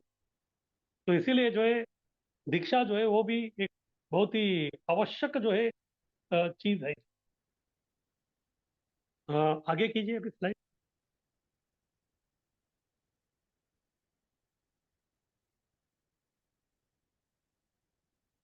तो ये कृष्णानुशीलन हम कैसे करें, सबसे पहले गुरु के निर्देशन में। इसीलिए जो हमको क्या करना पड़ेगा, गुरु से दीक्षा लेना जो बहुत ही आवश्यक है। तो ठीक है, गुरु से हम लोगों ने दीक्षा ले लिया, फिर अभी जो है सब कुछ सेवा कर रहे हैं, कृष्णानुशीलनम कर रहे हैं। तो कभी कभी कुछ लोगों के मन में विचार आता है कि ये जो कृष्ण के लिए जो हम काम कर रहे हैं और पहले जो हम काम करते थे सब एक समान। लेकिन नहीं, कृष्ण का जो स्वरूप है दिव्य है, इसलिए उनके प्रति जो हम काम कर रहे हैं वो सब जो है वो भी दिव्य ही है, वो जो है वो साधारण नहीं। कृष्ण भावनामृत का यह अनुशीलन भौतिक नहीं होता। भगवान की तीन सामान्य शक्तियां हैं, बहिरंगा शक्ति, अंतरंगा शक्ति तथा तटस्था शक्ति। हाँ, भगवान की जो है तीन शक्तियां हैं। एक है अंतरंगा शक्ति जो दिव्य शक्ति है, जिसके अंतर्गत भक्ति और दिव्य धाम आता है। फिर बाद में जो भौतिक जगत, इसमें जो है माया शक्ति है, और इधर जो है भौतिक कार्यकलाप होते हैं। और इस दोनों के बीच में जो है तटस्था शक्ति, यानी कि हम लोग है जीवात्मा। इस प्रकार से भगवान के जो है तीन शक्तियों में से जो अंतरंगा शक्ति या लादिनी शक्ति है वही दिव्य शक्ति है, और वही भक्ति की शक्ति। सारे जीव तटस्था शक्ति कहलाते हैं, और भौतिक जगत बाह्य शक्ति या भौतिक शक्ति का कार्य है। फिर आध्यात्मिक जगत भी है जो अंतरंगा शक्ति की अभिव्यक्ति है। तटस्था शक्ति कहलाने वाले सारे जीव निकृष्ट बहिरंगा शक्ति के अंतर्गत भौतिक कार्य करते हैं। जब वे अंतरंगा आध्यात्मिक शक्ति के अंतर्गत कार्य करते हैं तो उनके कार्य कृष्ण भावना भावित कहलाते हैं। तो तटस्था शक्ति हमको एक प्रकार का स्वतंत्रता है। हम लोग भौतिक शक्ति के अंतर्गत भौतिक काम करते, या आध्यात्मिक शक्ति के अंतर्गत आके हम आध्यात्मिक शक्ति करते। इसलिए हमको तटस्था कहते हैं। तटस्था यानी कि कोई भी जो तट है, किनारा है, कभी पानी आता है तो फिर वो गिला होता है, पानी नहीं तो फिर वो सूखा है। इसी प्रकार से हम जो है, कभी हम लोग आध्यात्मिक शक्ति में रहते हैं, अगर आध्यात्मिक शक्ति में हम नहीं है तो फिर 100% हम भौतिक शक्ति में रहेंगे। इस प्रकार हम जो है एक तो भौतिक कार्य कर सकते हैं या फिर आध्यात्मिक कार्य कर सकते हैं, ये दोनों छोड़ के और कुछ जो हम लोग कर ही नहीं सकते। इसलिए इसका अर्थ यह हुआ कि महात्मा जन या महान भक्त जन भौतिक शक्ति के बंधन में आकर कार्य नहीं करते, अपितु आध्यात्मिक शक्ति के संरक्षण में रहते हुए कार्य करते। इस प्रकार महात्मा जन जो भक्त जन या भक्ति करने वाले लोग जो है वो भौतिक इसमें नहीं आते, वो आध्यात्मिक शक्ति में है, उनको महात्मा कहते हैं। महात्मा नस्तु माम पार्थ दैवी प्रकृति आश्रित। हाँ, तो भगवत गीता में कृष्ण बोलते हैं ये जो महात्मा लोग हैं ये जो है वो भौतिक प्रकृति में नहीं आते, दैवी प्रकृति में आश्रित। दैवी प्रकृति यानी कि जो आध्यात्मिक शक्ति है, लादिनी शक्ति है, उसके अंतर्गत वो आते हैं, इसलिए वो महात्मा। और जो महात्मा नहीं है और जो भौतिक शक्ति के अंतर्गत है वो दुरात्मा है। कोई भी कार्य जो भक्ति में या कृष्ण भावनामृत में किया जाता है आध्यात्मिक शक्ति के प्रत्यक्ष नियंत्रण में रहता है। इस प्रकार से जो भी भक्ति के जो कार्य है वो आध्यात्मिक शक्ति के कार्य क्षेत्र में ही आता है। आध्यात्मिक का क्षेत्र का शक्ति के कार्य क्षेत्र में न आने वाला जो है वो कार्य भौतिक शक्ति के अंतर्गत आता है और वो भौतिक कार्य कहलाता है। दूसरे शब्दों में शक्ति एक प्रकार का बल है और यह बल प्रामाणिक गुरु तथा कृष्ण दोनों की कृपा के द्वारा ही आध्यात्मिक बनाया जा सकता है। तो इधर बता रहे कि ये जो भक्ति है एक शक्ति, तो फिर ये शक्ति कैसे मिलेगी? जब तक गुरु कृष्ण की कृपा नहीं मिलती। गुरु कृष्ण प्रसाद पाइया भक्ति लता भी। इस भक्ति लता जो इसका बीज जो है वो कौन देते हैं? वो गुरु और कृष्ण के कृपा के माध्यम से हमको मिलता। जब तक उनका नहीं होता तब तक हम नहीं प्राप्त करते। इस प्रकार से कृष्ण का स्वरूप दिव्य है। फिर बाद में कृष्णानुशीलनम कैसे मिले? वो है गुरु एवं कृष्ण की कृपा। कृष्णदास कविराज गोस्वामी कृत चैतन्य चरितामृत में भगवान चैतन्य कहते हैं कि वह मनुष्य भाग्यशाली है जो कृष्ण की कृपा से प्रामाणिक गुरु के संपर्क में आता। तो ये श्लोक है, ब्रह्मांड भ्रमिते कौन भाग्यवान जीव, गुरु कृष्ण प्रसाद पाइया भक्ति लता बीज। तो भक्ति लता बीज किसको मिलता है इसके बारे में बता रहे हैं। 84 लाख योनि में जो है जीवात्मा इस ब्रह्मांड में जो है भ्रमण करते ही जा रहा, कभी ऊपर कभी नीचे। इस प्रकार जो है ऊपर नीचे उसका जो है चल ही रहा, ब्रह्मांड भ्रमित। लेकिन उसमें भी जो है कोई व्यक्ति का जो है भाग्य खुल जाता है, वो भाग्यशाली बनता है। कौन? कोनो भाग्यवान जीव। कौन? गुरु कृष्ण प्रसाद पाइया, जिसको गुरु और कृष्ण के प्रसाद के रूप में भक्ति लता बीज मिलता है, वो व्यक्ति भाग्यशाली है। जो आध्यात्मिक जीवन के विषय में गंभीर है उसे कृष्ण बुद्धि प्रदान करते हैं, जिससे कि वह प्रामाणिक गुरु के संपर्क में आकर गुरु की कृपा से कृष्ण भावनामृत में उन्नति करता है। इसलिए कहते हैं कि बैक टू बैक सिस्टम। जब व्यक्ति को भक्ति की इच्छा होती है तो फिर वो कृष्ण से निवेदन करता है कि मुझे भक्ति दे। लेकिन भक्ति भी डायरेक्ट कृष्ण नहीं दे, क्योंकि भक्ति का जो अधिकारिणी है वो है राधा रानी। और राधा रानी ये अधिकार को जो है केवल अपने भक्त यानी कि वैष्णवों को दिया है। इसलिए गुरु ही जो है वो भक्ति लता बीज दे सकते, कृष्ण भी नहीं दे सकते। जब कृष्ण के पास जाके कोई व्यक्ति गिड़गिड़ाता है तो फिर कृष्ण जो है उनको दिशा निर्देश करते हैं ताकि वो गुरु के पास चले जाए। यानी कि कृष्ण की कृपा से गुरु करता है। फिर बाद में गुरु के दीक्षा लेके उसके दिशा निर्देश में चलते चलते फिर बाद में गुरु की कृपा से उसको कृष्ण प्राप्त होते हैं। इस प्रकार से बैक टू बैक सिस्टम है।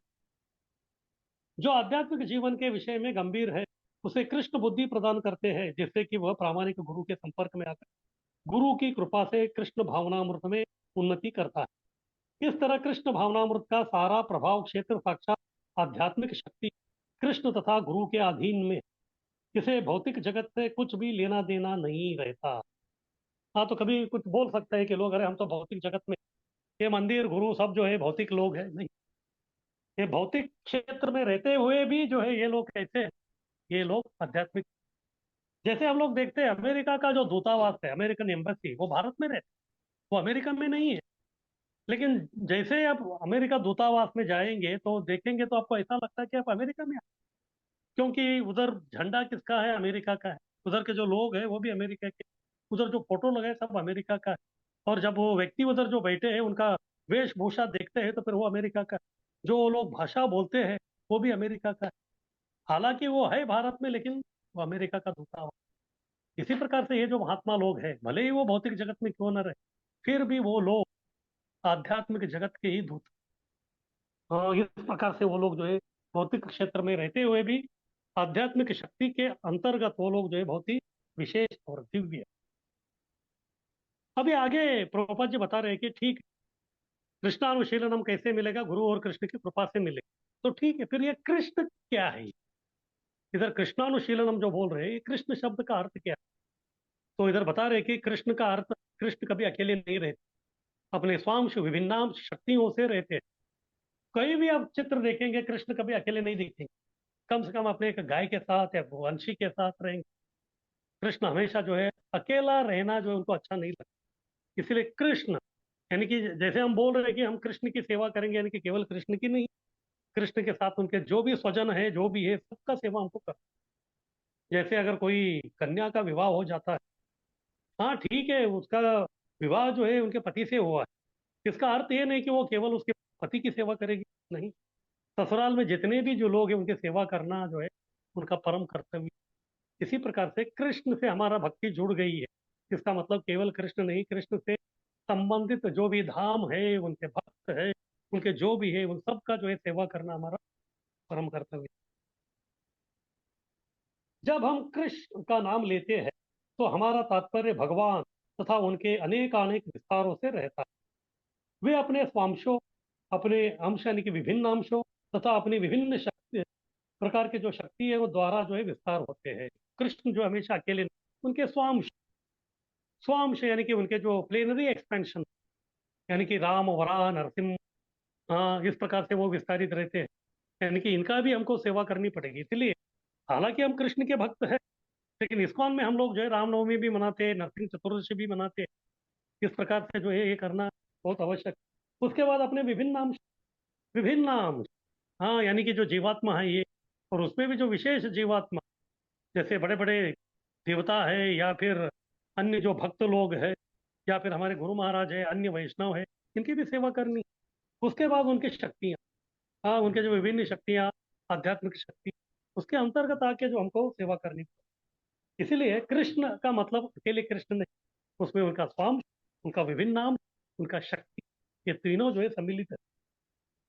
फिर भी सामान्यतः कृष्ण से हमें कृष्ण तथा उनके स्वांशों का बोध होना चाहिए। कृष्ण अपना विस्तार बलदेव, संकर्षण, वासुदेव, अनिरुद्ध, प्रद्युम्न, राम, नृसिंह तथा वराह के साथ साथ अन्य अवतारों तथा असंख्य विष्णु अंशों में करते हैं। इस प्रकार कृष्ण के जो है असंख्य जो है अवतार। तो जैसे भागवत में भी वर्णन आता है कि जिस प्रकार समुंदर की लहरें आती है, या समुंदर के जितने लहरें आती हैं उनको हम गिन नहीं सकते, उतने जो है भगवान के अवतार असंख्य है। श्रीमद् भागवत में इन्हें असंख्य लहरों के तुल्य बतलाया गया है। अतएव कृष्ण के अंतर्गत ऐसे सारे अंश तथा उनके शुद्ध भक्त भी सम्मिलित है। ब्रह्म संहिता में कहा गया है कि कृष्ण के अंश पूर्णतः सच्चिदानंदमय है। तो जैसे इधर बता रहे हैं कि कृष्ण से ही अंश आया है, तो फिर कभी कभी हमको लगता है कि अंश जो है पूर्ण से कम रहे, लेकिन ऐसा नहीं है। जैसे मान लीजिए मेरे पास जो है एक बड़ा ब्रेड है, और ब्रेड का एक टुकड़ा मैंने काट लिया, तो फिर क्या हो जाता है? वो जो ब्रेड है अभी छोटा हो गया, लेकिन कृष्ण का ऐसा नहीं है। कृष्ण का एक अंश को मैं निकाल लिया तो कृष्ण कम हो गया, ऐसा नहीं हो। या फिर कृष्ण का अंश जो बाहर निकल के आया, जो स्वांश है, वो जो है कृष्ण कम है, ऐसा भी नहीं। वो उनसे जितना ही वो शक्तिशाली। इसको जो है ब्रह्म संहिता में कहा गया, दीपार्चिरेव दशांतरम अभ्युपेत रामादि मूर्तिषु कला नियमेन तिष्ठ। राम आदि मूर्ति, राम आदि मूर्ति यानी कि राम, नरसिंह, वरान, अलग अलग प्रकार के ये जो भगवान के जो अवतार है वो क्या है? दीपार्चिरेव दशांतरम अभ्युपेत्य, यानी कि ये सब जो है एक एक अवतार जो एक एक दिया के समान। जैसे दीपावली में हम लोग जो है अलग अलग दिया लगाते, और हर एक दिया का जो लाइट है, उसका जो प्रकाश है, एक समान है। लेकिन फिर भी इतने सब जो है दिया हम लोगों ने लगाया है, लेकिन सभी दियाओं को लगाने के लिए एक मूल दिया लगता है, वो है कृष्ण। इस प्रकार से जो है कृष्ण जो है वो ओरिजिनल है, इसलिए उनको अवतारी कहते हैं, और बाकी सब जो उनको अवतार कहते हैं। इस प्रकार से कृष्ण का जो अर्थ है वो है कृष्ण के स्वांश, उनके विभिन्न नाम, और बाद में उनके शक्ति, सब कुछ है। तो इस प्रकार से ये हो गया कृष्णानुशीलनम। यानी कि शीलनम यानी कि हमको एक्शन करना है, और एक्शन कैसे चाहे वैसे करेंगे नहीं। अनुशीलनम यानी कि गुरु साधु शास्त्र उनको पालन करते हुए करेंगे। फिर बाद में किसके लिए करना है? कृष्ण के लिए करना है और अन्य किसी के लिए नहीं। उसको कहते हैं कृष्णानुशीलनम। किसी का कुछ प्रश्न है तो पूछ सकते।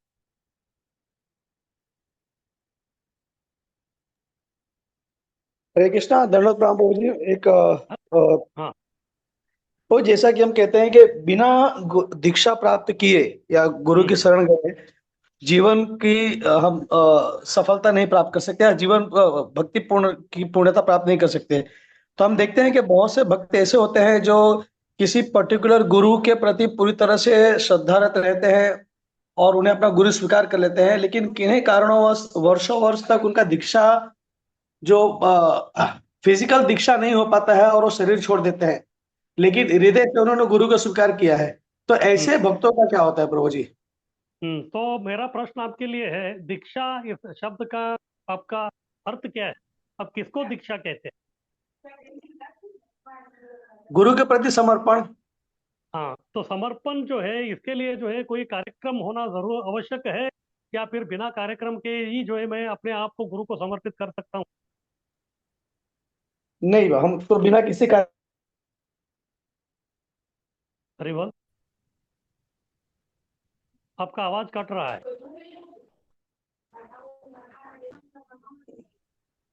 आपका आवाज कट रहा है प्रभु जी।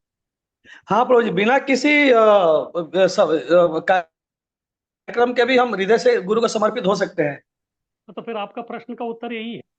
जिस दिन जो व्यक्ति कोई गुरु के प्रति अपना हृदय को पूरा समर्पित करके वो जो है पूरा निछावर करके अपना सेवा कर रहा है, लेकिन दुर्भाग्यवश उसका जो आयु कम है, तो फिर कृष्ण ऐसे नहीं देखेंगे कि अरे तेरा जो है दीक्षा का प्रोग्राम नहीं हुआ, मैं तुमको स्वीकार नहीं करूंगा। ऐसा नहीं है। ये जो है भाव से, इसलिए हमारा जो है कृष्ण भावना का ये आंदोलन है। जिस दिन आप अपने हृदय से किसी को गुरु इस प्रकार से स्वीकार कर लिया, तो उस दिन से आप हो। केवल बाद में जो एक औपचारिकता का जो है दीक्षा का समारोह।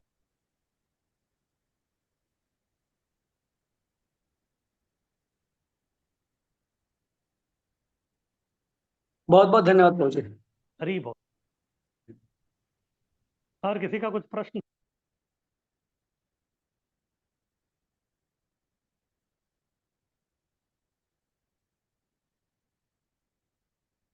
तो ठीक है, नहीं है तो आगे बढ़ते हैं हम लोग। आगे कीजिए स्लाइड।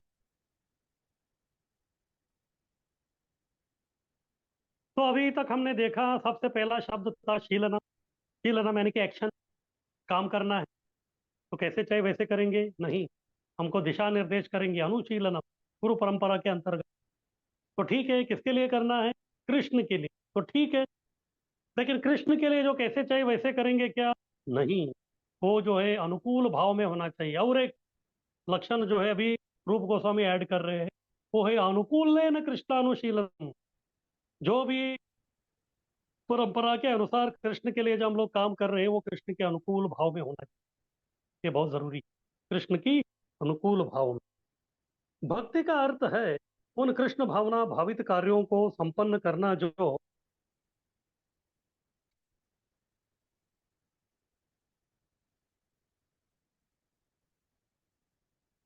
भगवान कृष्ण के दिव्य आनंद के अनुकूल हो। इसके विपरीत जो क्रिया श्री भगवान के दिव्य आनंद के प्रतिकूल हो, उसे भक्ति नहीं माना जा सकता। उदाहरणार्थ रावण, कंस तथा हिरण्यकशिपु उसे महान असुर सदैव कृष्ण का चिंतन करते रहते, लेकिन वे उन्हें शत्रु के रूप में याद करते।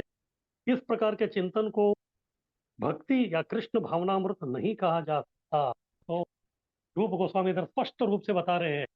अभी देखिए, शुद्ध भक्ति जो है उसकी शुद्धता किस प्रकार से वो जो है कस के कर रहे हैं।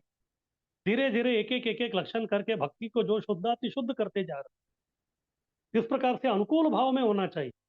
हो सकता है कि जिस प्रकार कंस जो है कृष्ण का स्मरण कर रहा था, उतना हम लोग कर नहीं पाएंगे, क्योंकि शायद जो हमको उतना अर्जेंसी नहीं है। कंस को बहुत अर्जेंसी थी, क्योंकि उनको लग रहा था कि कभी आके मुझे मारेगा। इस प्रकार का कोई अर्जेंसी हमारे जीवन में नहीं है कृष्ण के प्रति। इसीलिए जो हम लोग नित्य जो है कृष्ण का स्मरण नहीं करते होंगे, और कंस जो है हमेशा कृष्ण का स्मरण करता होगा। लेकिन इधर रूप गोस्वामी बता रहे कि उसका जो स्मरण जो है वो 24 घंटा क्यों ना हो, लेकिन वो प्रतिकूल भाव में था, यानी कि कृष्ण को संहार करने की इच्छा से था। इसीलिए उस स्मरण को हम लोग कृष्ण भावना भावित या भक्ति नहीं करते। तो इसलिए जब तक वो काम कृष्ण के अनुकूल भाव में नहीं होता, तब तक जो है उसका, उस कार्य का जो है बिल्कुल जो है कुछ भी श्रेय जो हम उसको नहीं दे सकते। तो इस प्रकार से उसको जो अगर श्रेय देना है तो फिर वो बहुत ही अनुकूल भाव में होना जो है बहुत ही आवश्यक है। जैसे कभी कभी जो है जीव गोस्वामी कहते हैं कि अलग अलग प्रकार प्रसंगों में अलग अलग प्रकार का जो है आज्ञा आता है। उस आज्ञा का अनुकूलता को देख के हमको जो है काम करना पड़ेगा। अनुकूलता को देख के जो हमको काम करना पड़ेगा। अगर मान लीजिए कुछ सैनिक लोग जो है वो परेड कर रहे हैं और तभी जो है अचानक जो है एक संदेशा आ गया या फिर बिगुल बजने लगे इमरजेंसी। तो इसका मतलब क्या है? अभी जो है इनको खड़े नहीं रखना है। तो अभी जो है उनको क्या करना है? जो परेड कर रहे थे उसको बंद करना है। फिर बाद में तुरंत जाके जो है हाथ में हथियार लेके जो है उनको तैनात होना है। इस प्रकार से जो अगर आप उनको जो है सब बता देंगे तो फिर ये अनुकूल भाव का, यानी कि वो सैनिक होने के अनुकूल भाव में जो है आप सही प्रकार के आज्ञा को समझ के जो है उनको आप बता रहे हैं। अगर अभी बिगुल बज रहा है लेकिन अभी जो है उसका खाने का समय भी हो गया, फिर वो समझेगा कि अब ये बिगुल जो है केवल खाने के लिए संकेत है करके, जब भी शत्रु आक्रमण कर रहे हैं तो जाके आप बैठ के खाते रहेंगे तो फिर वो अनुकूल भाव का कार्य नहीं हो, वो अनुकूल का इसका जो है कार्य नहीं हो। इस प्रकार से अगर उधर बिगुल बज रहा है या फिर गजर बज रहा है तो फिर वो जो मेन उनका जो आर्मी कमांडर है उसको समझ में आना चाहिए कि अभी ये बिगुल या संकेत जो है किसके लिए आया। अगर वो देख रहे हैं कि ऊपर जो है शत्रुओं का जो विमान है वो मंडरा रहे हैं तो फिर उसको तुरंत समझ में आ जाना चाहिए कि इसके लिए, इनको तैनात करने के लिए जो है अभी संकेत आया। अगर वो छोड़ के वो बोलेगा कि अरे अभी 2 बज गए, आपका जो है लंच टाइम है, आप लोग खाने खाने के लिए जाए, ये अनुकूल भाव का जो है सिग्नल या आज्ञा नहीं। इसी प्रकार से हमको भी जो है समझ में आना चाहिए कि जो भी हम काम कर रहे हैं वो सही तरीके से, यानी कि कृष्ण के अनुकूल भाव में कर रहे हैं क्या नहीं।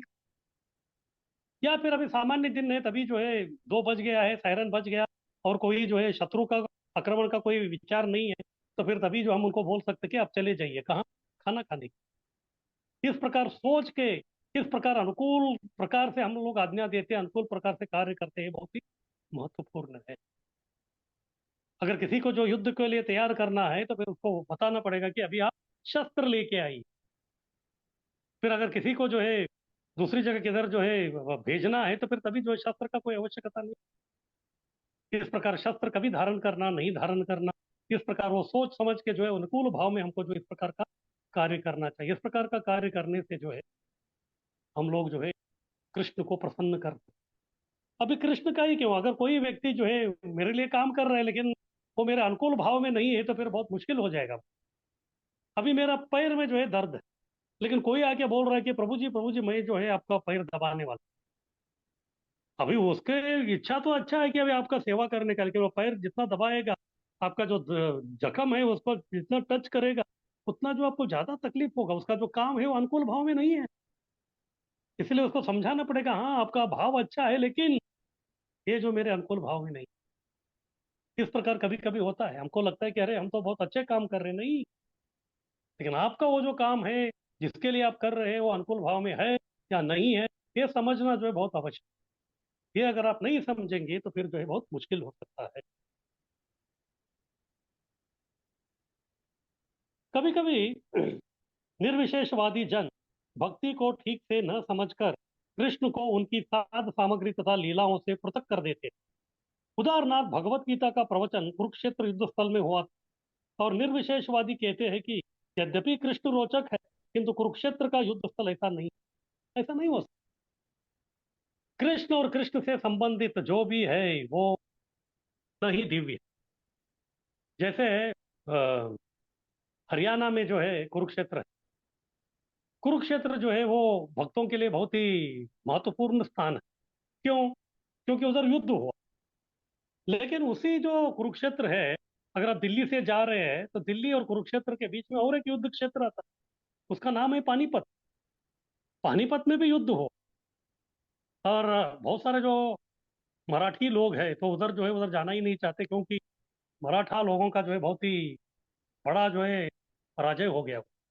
उसके बाद जो है कई सारे लोग जो है वापस होना ही, बहुत सारे लोग जो है बलूचिस्तान चले गए। इसलिए आजकल बहुत सारे जो बलूचिस्तान में जो लोग हैं वो सब ओरिजिनल महाराष्ट्रियन लोग, इसलिए वो हमेशा जो है बोल रहे कि पाकिस्तान से उनको अलग होना। कुछ भी हो, जब वो वैष्णव लोग जो है वो जाते हैं, कुरुक्षेत्र जो है वो केवल एक युद्ध भूमि है, युद्ध स्थल है करके हम नहीं चाहते। अगर वैष्णवों को युद्ध स्थलों से अगर इतना जो है रुचि रहती तो फिर वो लोग पानीपत में जाते। पानीपत भी नजदीक है, ज्यादा दूर नहीं। लेकिन पानीपत से हमारा कोई लेना देना नहीं।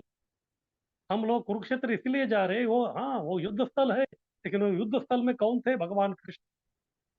ऐसे तो विश्व में बहुत सारे युद्ध क्षेत्र है, हिरोशिमा नागासाकी भी, और भी बहुत सारे हैं, प्लासी भी है। उधर हम लोग नहीं जाते, क्योंकि वो कृष्ण से संबंधित नहीं। लेकिन कृष्ण से संबंधित जो भी है, भले उधर युद्ध हो कुछ भी हो, वो लीला स्थली। हाँ वो जो है उसके प्रति जो है हमारा आकर्षण और लगाव जो है ज्यादा रहता है, और उधर जाके हम जो भी करेंगे वो भक्ति के लिए अनुकूल। भक्तगण भी जानते हैं कि उनको भी कुरुक्षेत्र के युद्ध स्थल से कुछ लेना देना नहीं है, किंतु साथ ही वे यह भी जानते हैं कि कृष्ण का अर्थ अकेले कृष्ण नहीं है, वे सदा अपने पार्षदों एवं साज सामग्री के साथ रहते हैं। हाँ इसलिए कृष्ण जो है, कृष्ण का शब्द वो अकेले नहीं है, कृष्ण के साथ पूरा उनके पूरा जो है उनका स्वजन जो है वो सब रहते हैं हम हमेशा। हाँ और कृष्ण का जो है उनका जो अपना जो वर्ग है वो पूरा सम्मिलित रहता है। इस प्रकार का जो है कृष्ण के प्रति जो है हमको सेवा करनी पड़ती है, केवल कृष्ण। हाँ उनके स्वांश, उनके विभिन्न नाम, उनके शक्ति, उनके धाम, उनके संबंधित जो भी है उसके प्रति जो हमारा ये है। जैसे मैं बता रहा था कि अगर पत्नी का जो है, जो कन्या का जो विवाह हो गया है, तो वो जो है केवल पति नहीं, पति से संबंधित ससुराल में जो भी वस्तु है उससे जो उनको प्रेम करना ही पड़ेगा, अनुकूल भाव में करना पड़ेगा, नहीं तो फिर पति नाराज हो जाए। इसी प्रकार से हम लोग जो केवल कृष्ण की सेवा कर रहे हैं, लेकिन उनके वैष्णव, उनके जो है संबंधित जो वस्तु है उसके प्रति जो हमारा कोई लगाव नहीं है, अनुकूल भाव में हम कुछ नहीं कर रहे हैं, तो फिर जो है हमारे भक्ति में जो है कुछ गड़बड़ हो सकती है। इस प्रकार से अनुकूल भाव में जो हमको कृष्ण की वो सेवा करना जो है बहुत आवश्यक है। उदाहरणार्थ यदि कोई कहे कि इस हथियारधारी आदमी को कुछ खाना दे दो, तो खाने का कार्य मनुष्य के द्वारा होता है, न कि हथियारों द्वारा। यानी कि अगर कोई बताए आपको कि ये जो सैनिक है इसको खाना खिला, तो फिर आप जो है सैनिक को उधर ही खड़ा रख दिया, फिर उसका हथियार बंदूक है उसको जो है अपना प्रसादम हॉल में लेके गए और उधर रख दिया, वो बंदूक थोड़े ही खाएगा हाँ तो इसीलिए जो हमको वो जो स्टेटमेंट है या जो वाक्य है, जो आज्ञा है या हुक्म है, उसका अनुकूलता जो है उसको हमको समझना चाहिए कि वो किस लिए कहा जा रहा है, उसके हिसाब से हमको काम करना पड़ेगा। अगर कहा गया है कि इनको खाना खिलाओ, तो खाना जो है हथियार नहीं खाएंगे, इसलिए हथियारों को जो है शस्त्रागार में रख के उस व्यक्ति को भेजना चाहिए, ना कि व्यक्ति को जो है उसके कमरे में भेज के फिर बंदूक को जो है हम लोग प्रसादालय में लेके क्या करें। इसलिए वो अनुकूल भाव को हमको समझना चाहिए, जब तक अनुकूल भाव समझ के हम कार्यवाही नहीं करते तब तक जो है गड़बड़ हो सकती है। यदि कोई कहे कि इन हथियारधारी आदमी को कुछ खाना दे दो, तो खाने का कार्य मनुष्य के द्वारा होता है, न कि हथियारों द्वारा। इसी प्रकार कृष्ण भावनामृत में भक्त की रुचि साध सामग्री तथा कृष्ण संबंधी स्थानों तथा कुरुक्षेत्र युद्ध स्थल में हो सकती है, किंतु उसे ऐसी वैसी किसी भी युद्ध भूमि से कुछ भी लगाव नहीं रहता। उसको तो कृष्ण से, उनकी वाणी, उनके उपदेश आदि से लगाव रहता है। युद्ध क्षेत्र की इतनी महत्ता कृष्ण के कारण ही है। तो इसलिए हम भी कुरुक्षेत्र जाना चाहते हैं। क्यों? हाँ ठीक है वो युद्ध का स्थल है, लेकिन युद्ध किसने किया? कृष्ण ने। उधर हर एक दिन का हर एक जो कार्यवाही है वो कृष्ण लीला, कृष्ण से संबंधित है। अगर वही पानीपत में जाएंगे तो उधर जो है दूर दूर तक कृष्ण के बारे में कोई संबंध ही नहीं, इसलिए उधर जाके क्या करेंगे। इसलिए हालांकि कुरुक्षेत्र जो है एक युद्ध क्षेत्र है, और वैष्णव को युद्ध से कोई लगाव नहीं है, लेकिन यह युद्ध जो है कृष्ण से संबंधित है। इसीलिए जो है ये युद्ध भूमि या युद्ध में जो भी घटना हो गई वो 18 दिन, वो भी जो है भक्तों के लिए बहुत रोचक और बहुत ही अविस्मरणीय और हमेशा जो है वो स्मरण योग्य। इस प्रकार से जो है अनुकूल भाव हमको समझना चाहिए कि कृष्ण कहाँ कहाँ जो कुछ भी किए वो हमारे लिए जो है बहुत महत्वपूर्ण है। उसमें कृष्ण का साज सामग्री हो, उनके पार्षद हो, उनके वैष्णव हो, उनके शास्त्र हो, उनके गीत हो, सब कुछ जो कृष्ण से संबंधित वस्तु है वो हमारे जीवन में जो है बहुत ही महत्वपूर्ण एक विषय है। और जिसके प्रति हम लोग जो जितना भी अपना संबंध प्रस्थापित करेंगे उतना ही हम लोग अनुकूल भाव में कृष्णानुशीलनम करने के लिए वो हमको बहुत ही मदद जो है वो कर सकता है। इस प्रकार से जो है प्रभुपाद जी अब तक इस अन्याभिलाषता शून्यम, ये जो शुद्ध भक्ति की व्याख्या है उसका जो है एक लक्षण, यानी कि जो स्वरूप लक्षण है उसके बारे में उन्होंने बताया। अभी दूसरा जो है वो है तटस्थ लक्षण, उसके बारे में हम लोग कल चर्चा करेंगे। तो कल स्मरण रखें कि कल जो है क्लास जल्दी चालू कर रहे हैं, 6 बजे से लेके 7:30 बजे तक। हाँ, 6 बजे से 7:30 बजे तक। तो हम लोग कल 6 बजे मिलेंगे। तो किसी को कुछ पूछना है तो पूछ सकते हैं।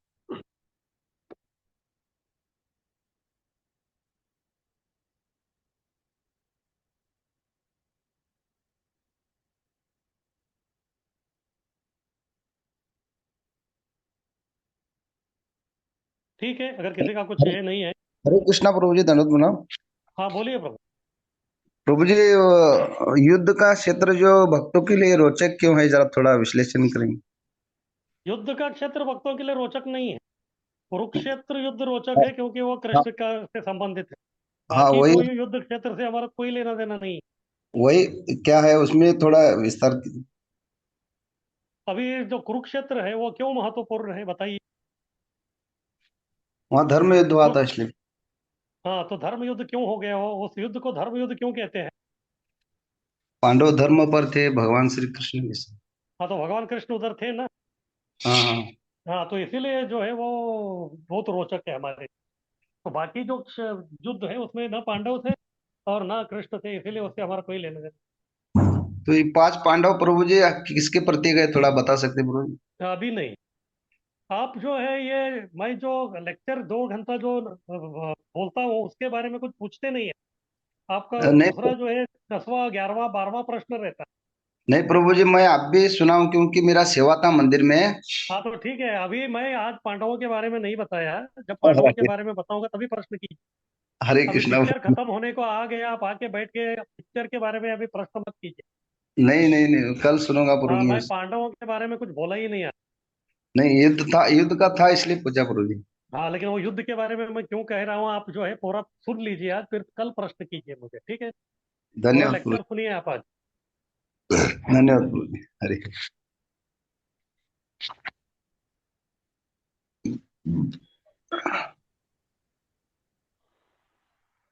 तो ठीक है, फिर हम लोग कल मिलते हैं शाम को 6 बजे। बहुत बहुत धन्यवाद। हरे हरे कृष्ण। कृष्णा प्रभु जी, दंडवत प्रणाम। हरे कृष्णा दंडवत हरे प्रणाम। कृष्ण प्रभु जी, दंडवत दंडवत प्रणाम। प्रणाम। Thank you so much.